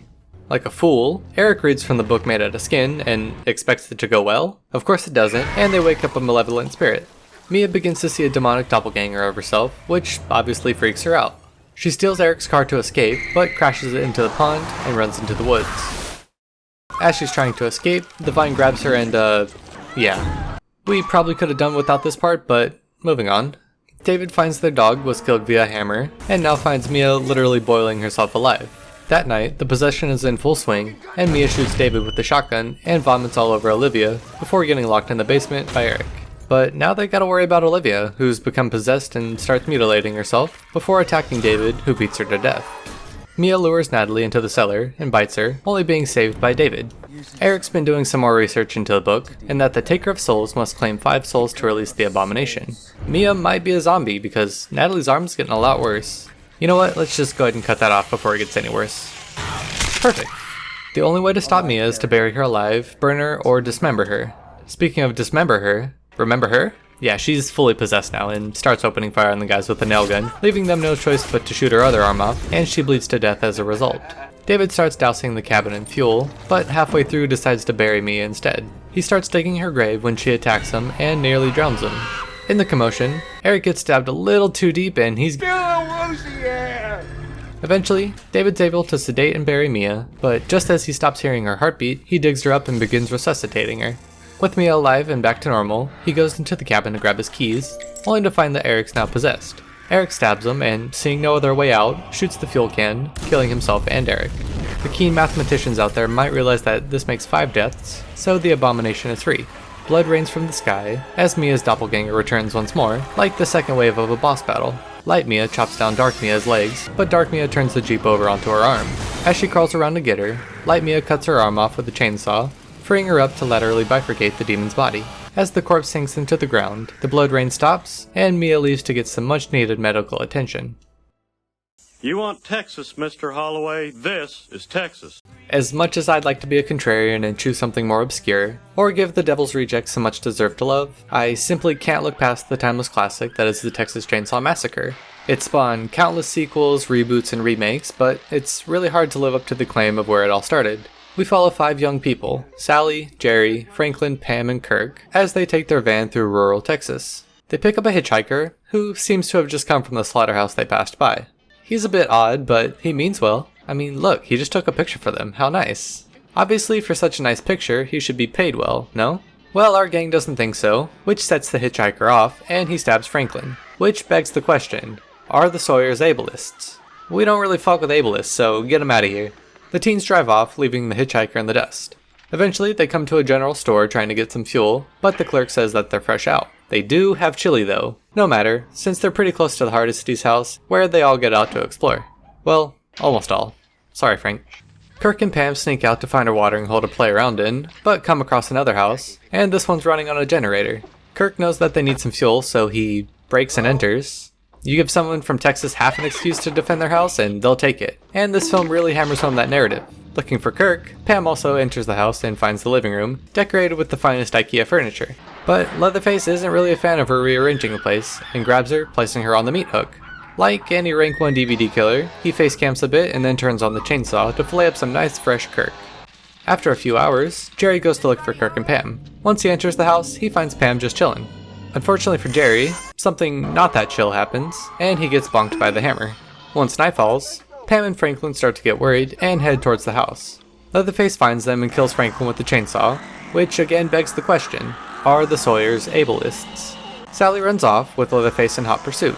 She runs right into the house and finds 2 elderly people. Since geriatrics scare Sally, she runs out and down the road to the old general store. Lucky for her, the clerk's still there and calms her down. Surely nothing dastardly could happen with this young woman who needs help in the care of this elderly man. He ties her up and loads her in his pickup and drives off. To no one's shock, he drives directly to the house and comes across the hitchhiker on the way. The man scolds the hitchhiker for grave robbing at the local graveyard, and they all go up to the house. When they enter, Leatherface emerges in a very slay getup, looking snatched as ever. The clerk reveals that the hitchhiker and Leatherface are brothers, and they've brought a special guest to dinner, Grandpa Sawyer. They cut Sally's finger and Grandpa's freaky ass starts sucking the blood out, causing Sally to faint. When she wakes up, the boys keep taunting and tormenting her, and decide that they're gonna kill her. But what's a little murder without some good family fun in the mix? They try to help Grandpa kill her with a hammer, but he's really been lacking on the Kegels lately, so it's not gripping as much as it used to. This gives Sally a chance to break free, and she does so, running out from the house as the brothers chase her down. A semi-truck runs over the hitchhiker, and the driver gets out to attack Leatherface, hitting him with a big wrench. And then he runs away? It's like a GTA NPC when you pull out a weapon in front of them. Sally manages to hop in the back of another truck, narrowly escaping Leatherface once more. She laughs hysterically as her nightmare is now over. Frustrated, Leatherface dances in the rays of the sunshine, chainsaw in hand. Nothing but missionaries. In one of the more recent releases on the entire list, and the film that every film bro on Twitter and TikTok says is the absolute best horror movie of all time, Hereditary established Ari Aster firmly into the forefront of the new wave of horror. And look, I get it, you're tired of hearing about this film, you think it's kind of overrated, Midsommar is probably better, but you're not ready to start that conversation. Look, Hereditary still fucking slaps. It's tense, the suspense is tense, the family dynamic is tense, and I'm just on edge the whole time. And I still enjoy it every time I watch through. But first, we must go back to where it all begins, the funeral. Annie attends the funeral of her late mother, and even though their relationship was far from perfect, she still misses her. So much so that she turns to a grief support group, where she reveals how bad their relationship truly was until Annie's daughter Charlie was born. Back at home, her husband Steve receives a call that Ellen's grave was desecrated. Given that she's already going through a lot, Steve decides not to tell Annie about that. Things for the rest of the family aren't all bad, as Peter's going to a party, so that's cool. But he can't take the car unless he brings his sister for some reason. I'm not really sure why Annie was so hung up on this, but what's the worst that could happen? At the party, Peter goes to smoke a bowl with this girl, leaving Charlie to wander off into the kitchen. For some reason, at this high school party, they're baking a cake filled with walnuts, and Charlie grabs herself a nice big slice. But she didn't know that there was going to be nuts in the cake, and she's deathly allergic, and immediately goes into anaphylactic shock. She interrupts Peter's smoke sesh, and is wheezing more than he is, which sobers him up to the situation, and he carries her out to the car. Struggling for fresh air, Peter rolls down the back window so Charlie can stick her head out, taking in the fresh breeze to try and calm down in the midst of her anaphylaxis. All she has to do is close her eyes, relax, and... Peter doesn't dare to look back. He knows what's happened. Numb from shock, he goes home and gets into bed, the silence being broken by Annie's horrified screams as she finds her daughter's headless corpse. Annie becomes even more distant from the rest of the family, and goes back to her emotional support group meetings. But she just can't bring herself to go back in, and just as she's about to leave, a nice woman named Joan befriends her. Joan's a bit of a character, and tells Annie that she can speak to her grandchild through a seance. Annie's a bit skeptical, but Joan pressures her into coming over and participating, and to her surprise, they contact her grandchild. Annie takes her newfound hobby home and shows it off to the rest of the family, but they're not as teased on it as she is. Peter especially isn't too happy, as things go from bad to worse for him, and he's tormented by some sort of demonic force. Annie believes Charlie's spirit has turned vengeful, and when she sees her notebook depicting Peter's downfall, she throws it into the fireplace. Unfortunately, Charlie enchanted it with crystal binding, so Annie's nightgown catches on fire, and she frantically gets the notebook out. Annie takes a trip down memory lane and goes through some of her mom's things, where she finds a familiar looking doormat, and a picture book that she's never seen before. One that depicts her mother as the queen of a coven, and her new friend Joan as one of her acolytes. The cult worships the demon King Payman, whose whole deal is that he just wants to inhabit the body of a male, and in return give the summoner wealth beyond their wildest dreams. In the attic, Annie comes across the rotting corpse of her mother, surrounded by symbols of the occult. At school, Peter is again tormented by the demon, resulting in this freakout scene that has become an instant classic. Annie alerts Steve of their little issue, and tries to get him to burn the book, since she can't do it herself. When he refuses, she decides to rip the band-aid and toss it in herself, expecting to be engulfed in flames. Instead, Steve's the one that gets immolated, much to Annie's shock. Oh, not shocked anymore. Okay, cool. Peter wakes up to find Steve's charred body, as the naked coven members converge on him, and Annie, now possessed by Payman, chases him through the house. He hides in the attic, leading Annie to pound on the door. Oh my god. The banging is soon replaced by this horrid sound, one that sends shivers down my vertebra, and probably down Annie's too, as she saws away at her neck with this wire. As she completes the decapitation, more of the coven members emerge from the shadows, leaving Peter with no other option than to jump through the window, landing in the planter below. This glowing orb phases into his body, and he comes to, now showing more and more of Charlie's mannerisms. He follows Annie's headless corpse into Charlie's treehouse, where members of the coven have converged to pray to this crude effigy of Payman. Joan stands and removes the crown from the statue, placing it on Peter's head, as his transformation into King Payman is now complete.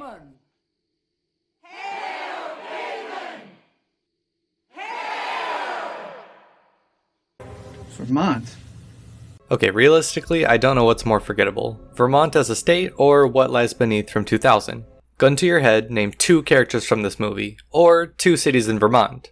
Yeah, that's right, you can't do it. On the other hand, my geographic prowess leaves me with Burlington and Montpelier, and having watched this movie again, I got... Okay, so this is Claire and Norman, who live in this beautiful lakefront property in Vermont.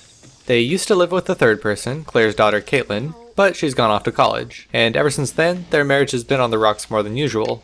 Their neighbors Mary and Warren also don't have the greatest relationship, and when Claire doesn't see Mary for a few days, expects the worst. To add to her suspicions, she thinks she sees a woman's body floating in the lake, and soon after, begins experiencing more and more odd things around the house.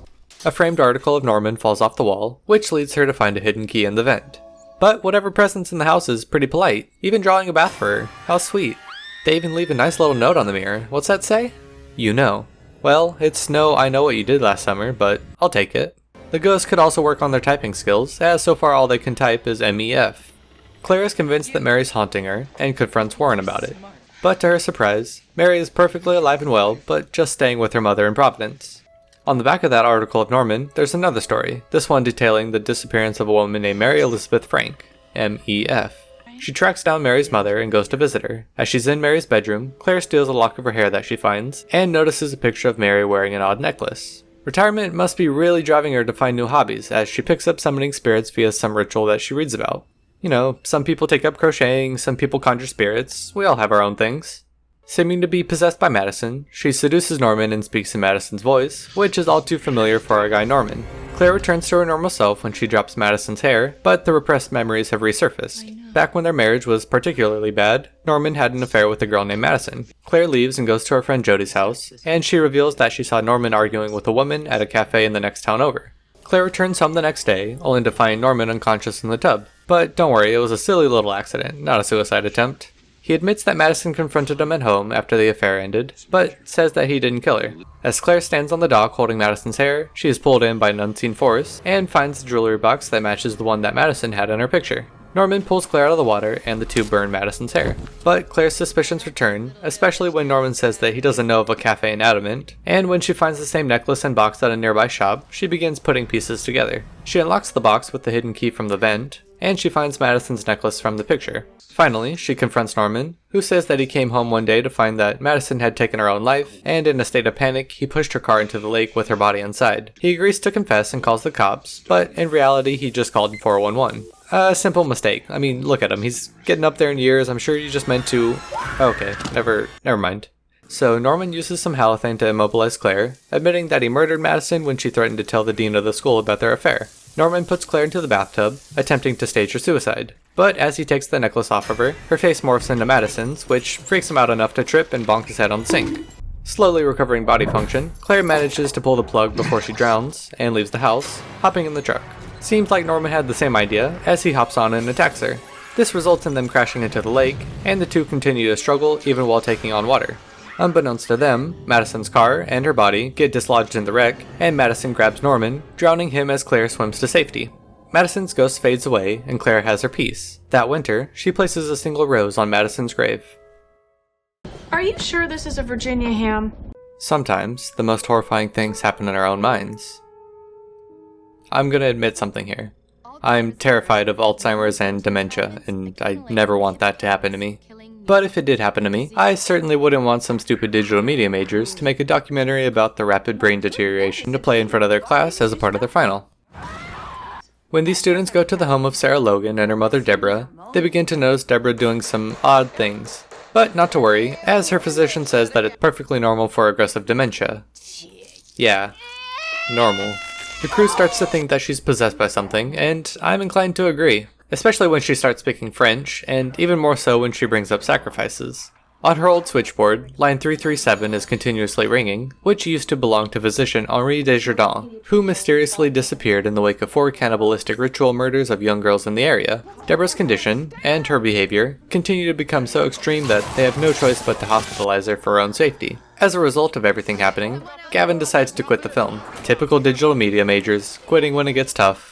The others uncover Desjardins' master plan to recreate an old Monacan ritual that would require the deaths of 5 girls who had recently had their first period, and in return make him immortal. They begin to wonder if Deborah has been possessed by Desjardins, and learn that she failed in an attempt to kidnap a young cancer patient, so probably. Also, kinda fucked up. I mean, the kid already has cancer, now you're gonna sacrifice her? But Deborah's had a few rough weeks, and is rewarded with a visit from her good friend Harris, and she asks him to kill her and end her suffering. He obliges, but is knocked out by the entity that possesses Deborah.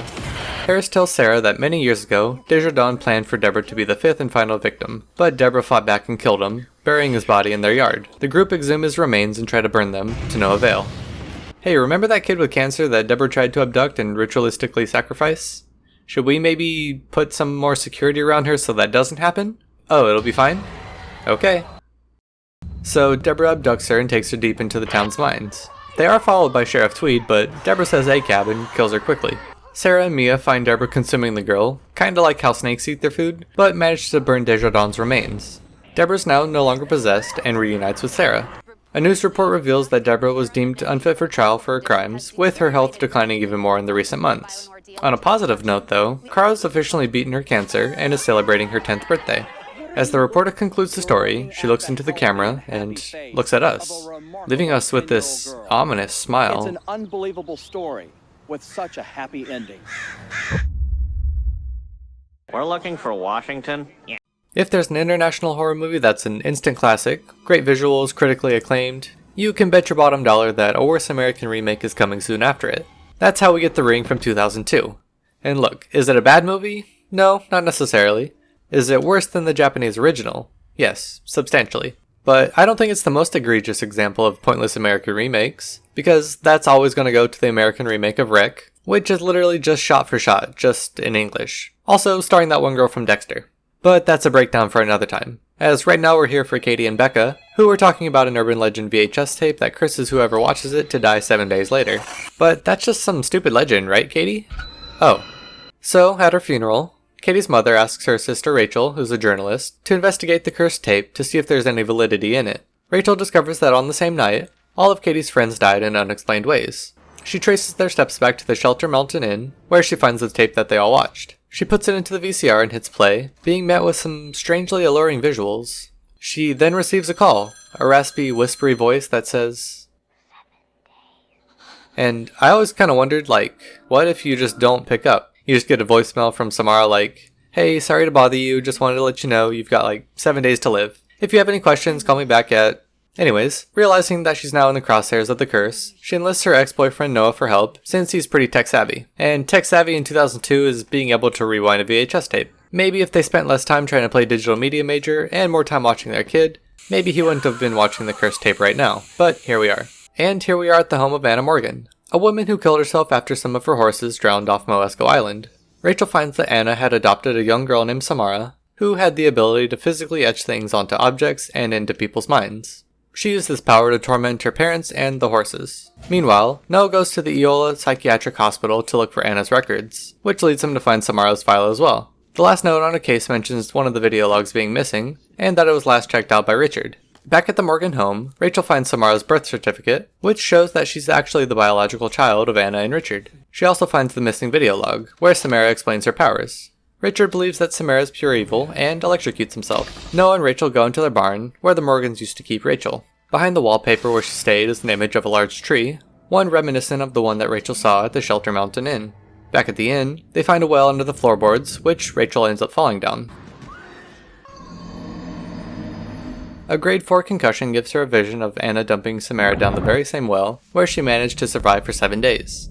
Samara's remains float up to the surface, and they give her a proper burial that she deserves. Back home, their son tells Rachel that it was a bad idea to save Samara, as Noah's 7th day is here, and Samara crawls out of his TV and kills him. She realizes that Noah and Aiden watched the copy that she had made, so she has to make another copy for Aiden to show somebody else. And I think we would have been perfectly fine giving Samara her proper burial and having the family all happy again, but then again we wouldn't have got the amazing scene of Samara crawling out from the TV. So, sorry Noah. Sucks to suck. South Virginia. East Virginia.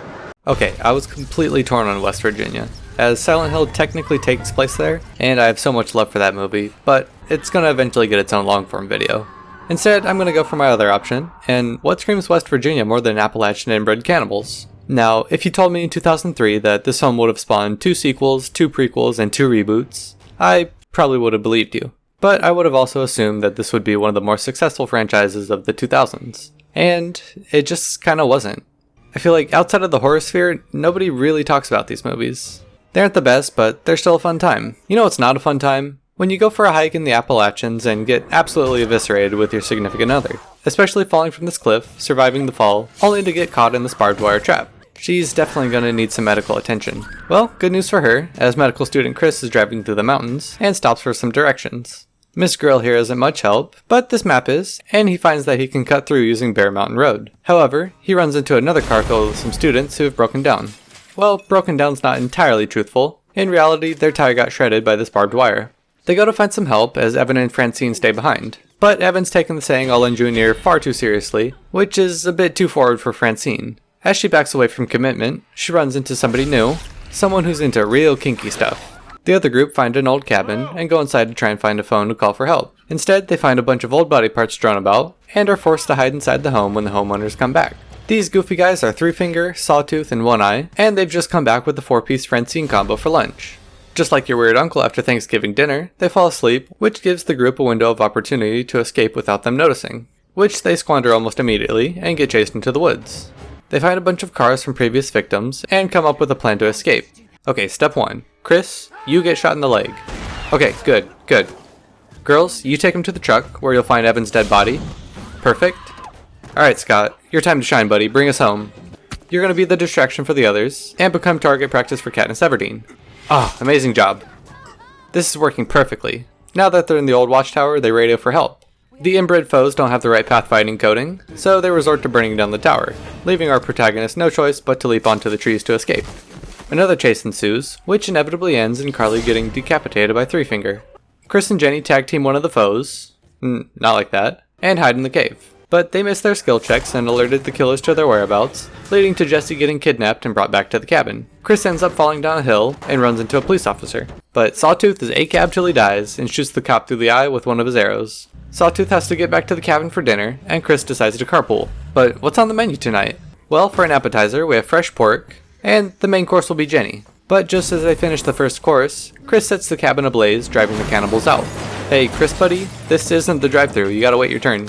He fights the cannibals off and frees Jesse, and they escape just before the cabin explodes, killing the trio of cannibals. They drive out of the forest and make it back to Miss Maynard's station for a rest. Just when you thought this couldn't get any more insane, Three Finger rises from the ashes to kill another cop, the one who answered the radio distress call from earlier. Wisconsin? Wisconsin brings us the only Snyder Cut that I actually care about, the Dawn of the Dead remake from 2004. And this version rips so much. It's one of my absolute favorite zombie movies of all time, and is by far and away Zack Snyder's best work. Following what was probably a double shift, Anna finally gets to go home and see her husband Lewis, and the two get to enjoy a nice little date night. Just a good old-fashioned night. Phones off, just connecting. Well, too bad for them, because they should have kept an eye on their phones, since an emergency message was sent out. The next morning, a little girl breaks in and attacks Lewis, quickly turning him into a zombie. He attacks Anna, but she manages to escape and drive off, but she only makes it out of the driveway before she wrecks and knocks herself out. When she wakes up, she joins up with the cop Kenneth, Michael, Andre, and Luda as they head over to the local mall. Once they break in, Paul Blart Mall Cop attacks and scratches Luda. The non-zombified guards find them and make them turn over their weapons. From the roof, they see another man on top of the gun store, and the only thing between them is a horde of zombies. The next day is stock day, and they get a new shipment in, but this one's just full of people, and one of them gets wheeled in a wheelbarrow. She dies almost immediately, and reanimates. Once the group dispatches her, they realize that the disease passes through bites. Andre goes to tend to Luda and her scratch, while the rest of the group find that Frank has been bitten. After some debate, they decide that he must be quarantined from the rest of the group, which proves to be a good decision, as he dies and reanimates soon after. Kenneth is the one to stop his zombie antics, and his reward was some nice bonding with the boys, as he talks to Andy, the guy across from them. When the power goes out, the security guards go to turn on the emergency generator and find a cute dog. He's not much of a guard dog though, as the zombies attack them and kill Bart. The only option left is to douse the zombies in fuel and light them up.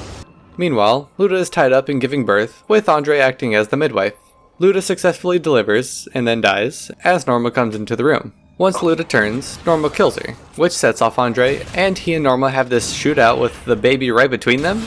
Anyways, they end up dying, and the others show up to find their baby, who's a zombie, also known as Zombaby, which they abort during the 4th trimester. The group prepares themselves to go down to the marina, where they hope to hop on Steve's boat and go to an island on Lake Michigan. But they gotta go get Andy before they do, so they strap a bunch of supplies to the dog they found and send him over, and the zombies really aren't fucking with them. They named the dog Chips, by the way, kinda cute. So Chips gets into the store, but a zombie follows right behind. Nicole wants everyone to know that she loves dogs, so she crashes a delivery truck through the store. She gets trapped in there by Andy, who's unfortunately been turned already. Kenneth and the boys reach the store via the sewers, and it's no Pennywise, but they do have to kill Andy to save Nicole. They grab a bunch of ammo and head back to the mall, but Tucker ends up breaking his legs, leading CJ to mercy kill him. Once they return, they can't lock the doors, so they gotta put evacuation plans into play right now. As they're making their way through town, Glenn loses control of a chainsaw that he had running for some reason, which kills him and Monica, spraying their blood everywhere. With visibility low, they crash the bus, and they have to go out on foot. Anna kills Steve, who's been turned into a zombie, and grabs his boat keys, ensuring their escape if they can make it to the marina. When they do, CJ sacrifices himself so the others can make it safely, and Michael reveals that he's been bitten as well. That just leaves Anna, Kenneth, Nicole, and Terry. Oh, and Chips, to arrive safely on the island. Unfortunately for them, it's Dead Island, as they're swarmed by zombies once more.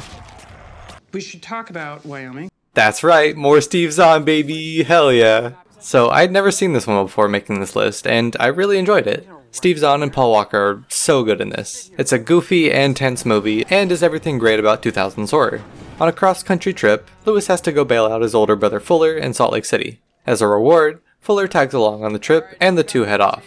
Fuller installs a CB radio in the car, which lets them listen in to trucker conversations. Fuller gets Lewis to pretend to be a woman named Candy Cane, and pranks another truck driver named Rusty Nail. They stayed the night at a motel, and set up Rusty to meet Candy Cane at the same motel, sending him to room 17, where a rude man they ran into is staying. The boys listen from the next room over, and they hear a brief scuffle, and then nothing.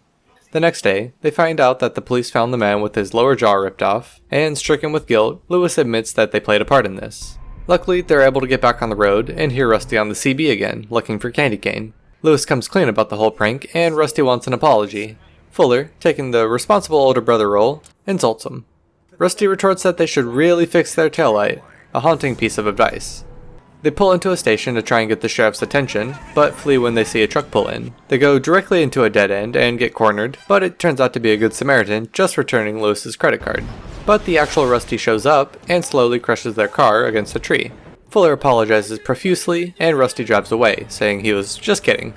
Now that they're safe, they can go pick up Venna in Colorado. They stop at another motel, and Rusty calls the room, saying that he notices they picked up a third. Now scared, they flee from the motel, but notice that there's a bunch of road signs spray painted, telling them to look in the trunk. They find the CB radio that Fuller ditched, and hear Rusty once more, who says he's kidnapped Venna's bestie Charlotte, and tells them to meet him in a cornfield. When they get there, they get split up, and Venna ends up getting kidnapped. Rusty takes her to good old room 17, and takes a page out of John Kramer's book, setting up a trap that'll kill Venna if the door gets opened. Fuller tries to go in through the window, but Rusty doesn't like loopholes, so he injures him and he gets stuck outside. Lewis tries to help Fuller, and the police show up to try and help Venna, but Rusty's truck goes up a big hill and starts rolling down towards the motel. Just in the nick of time, the brothers save Venna and get out of the way as the truck crashes directly into the motel. As police investigate, they find a dead body in the driver's seat, and Charlotte in the back, who is still alive. However, the dead guy turns out to be the Good Samaritan from earlier, and over the CB radio, the group hears a familiar voice.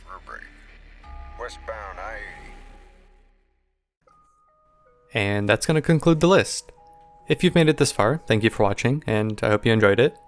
I have a lot of videos that I'm super excited about, so I hope you stick around. But until then, be safe, and bye.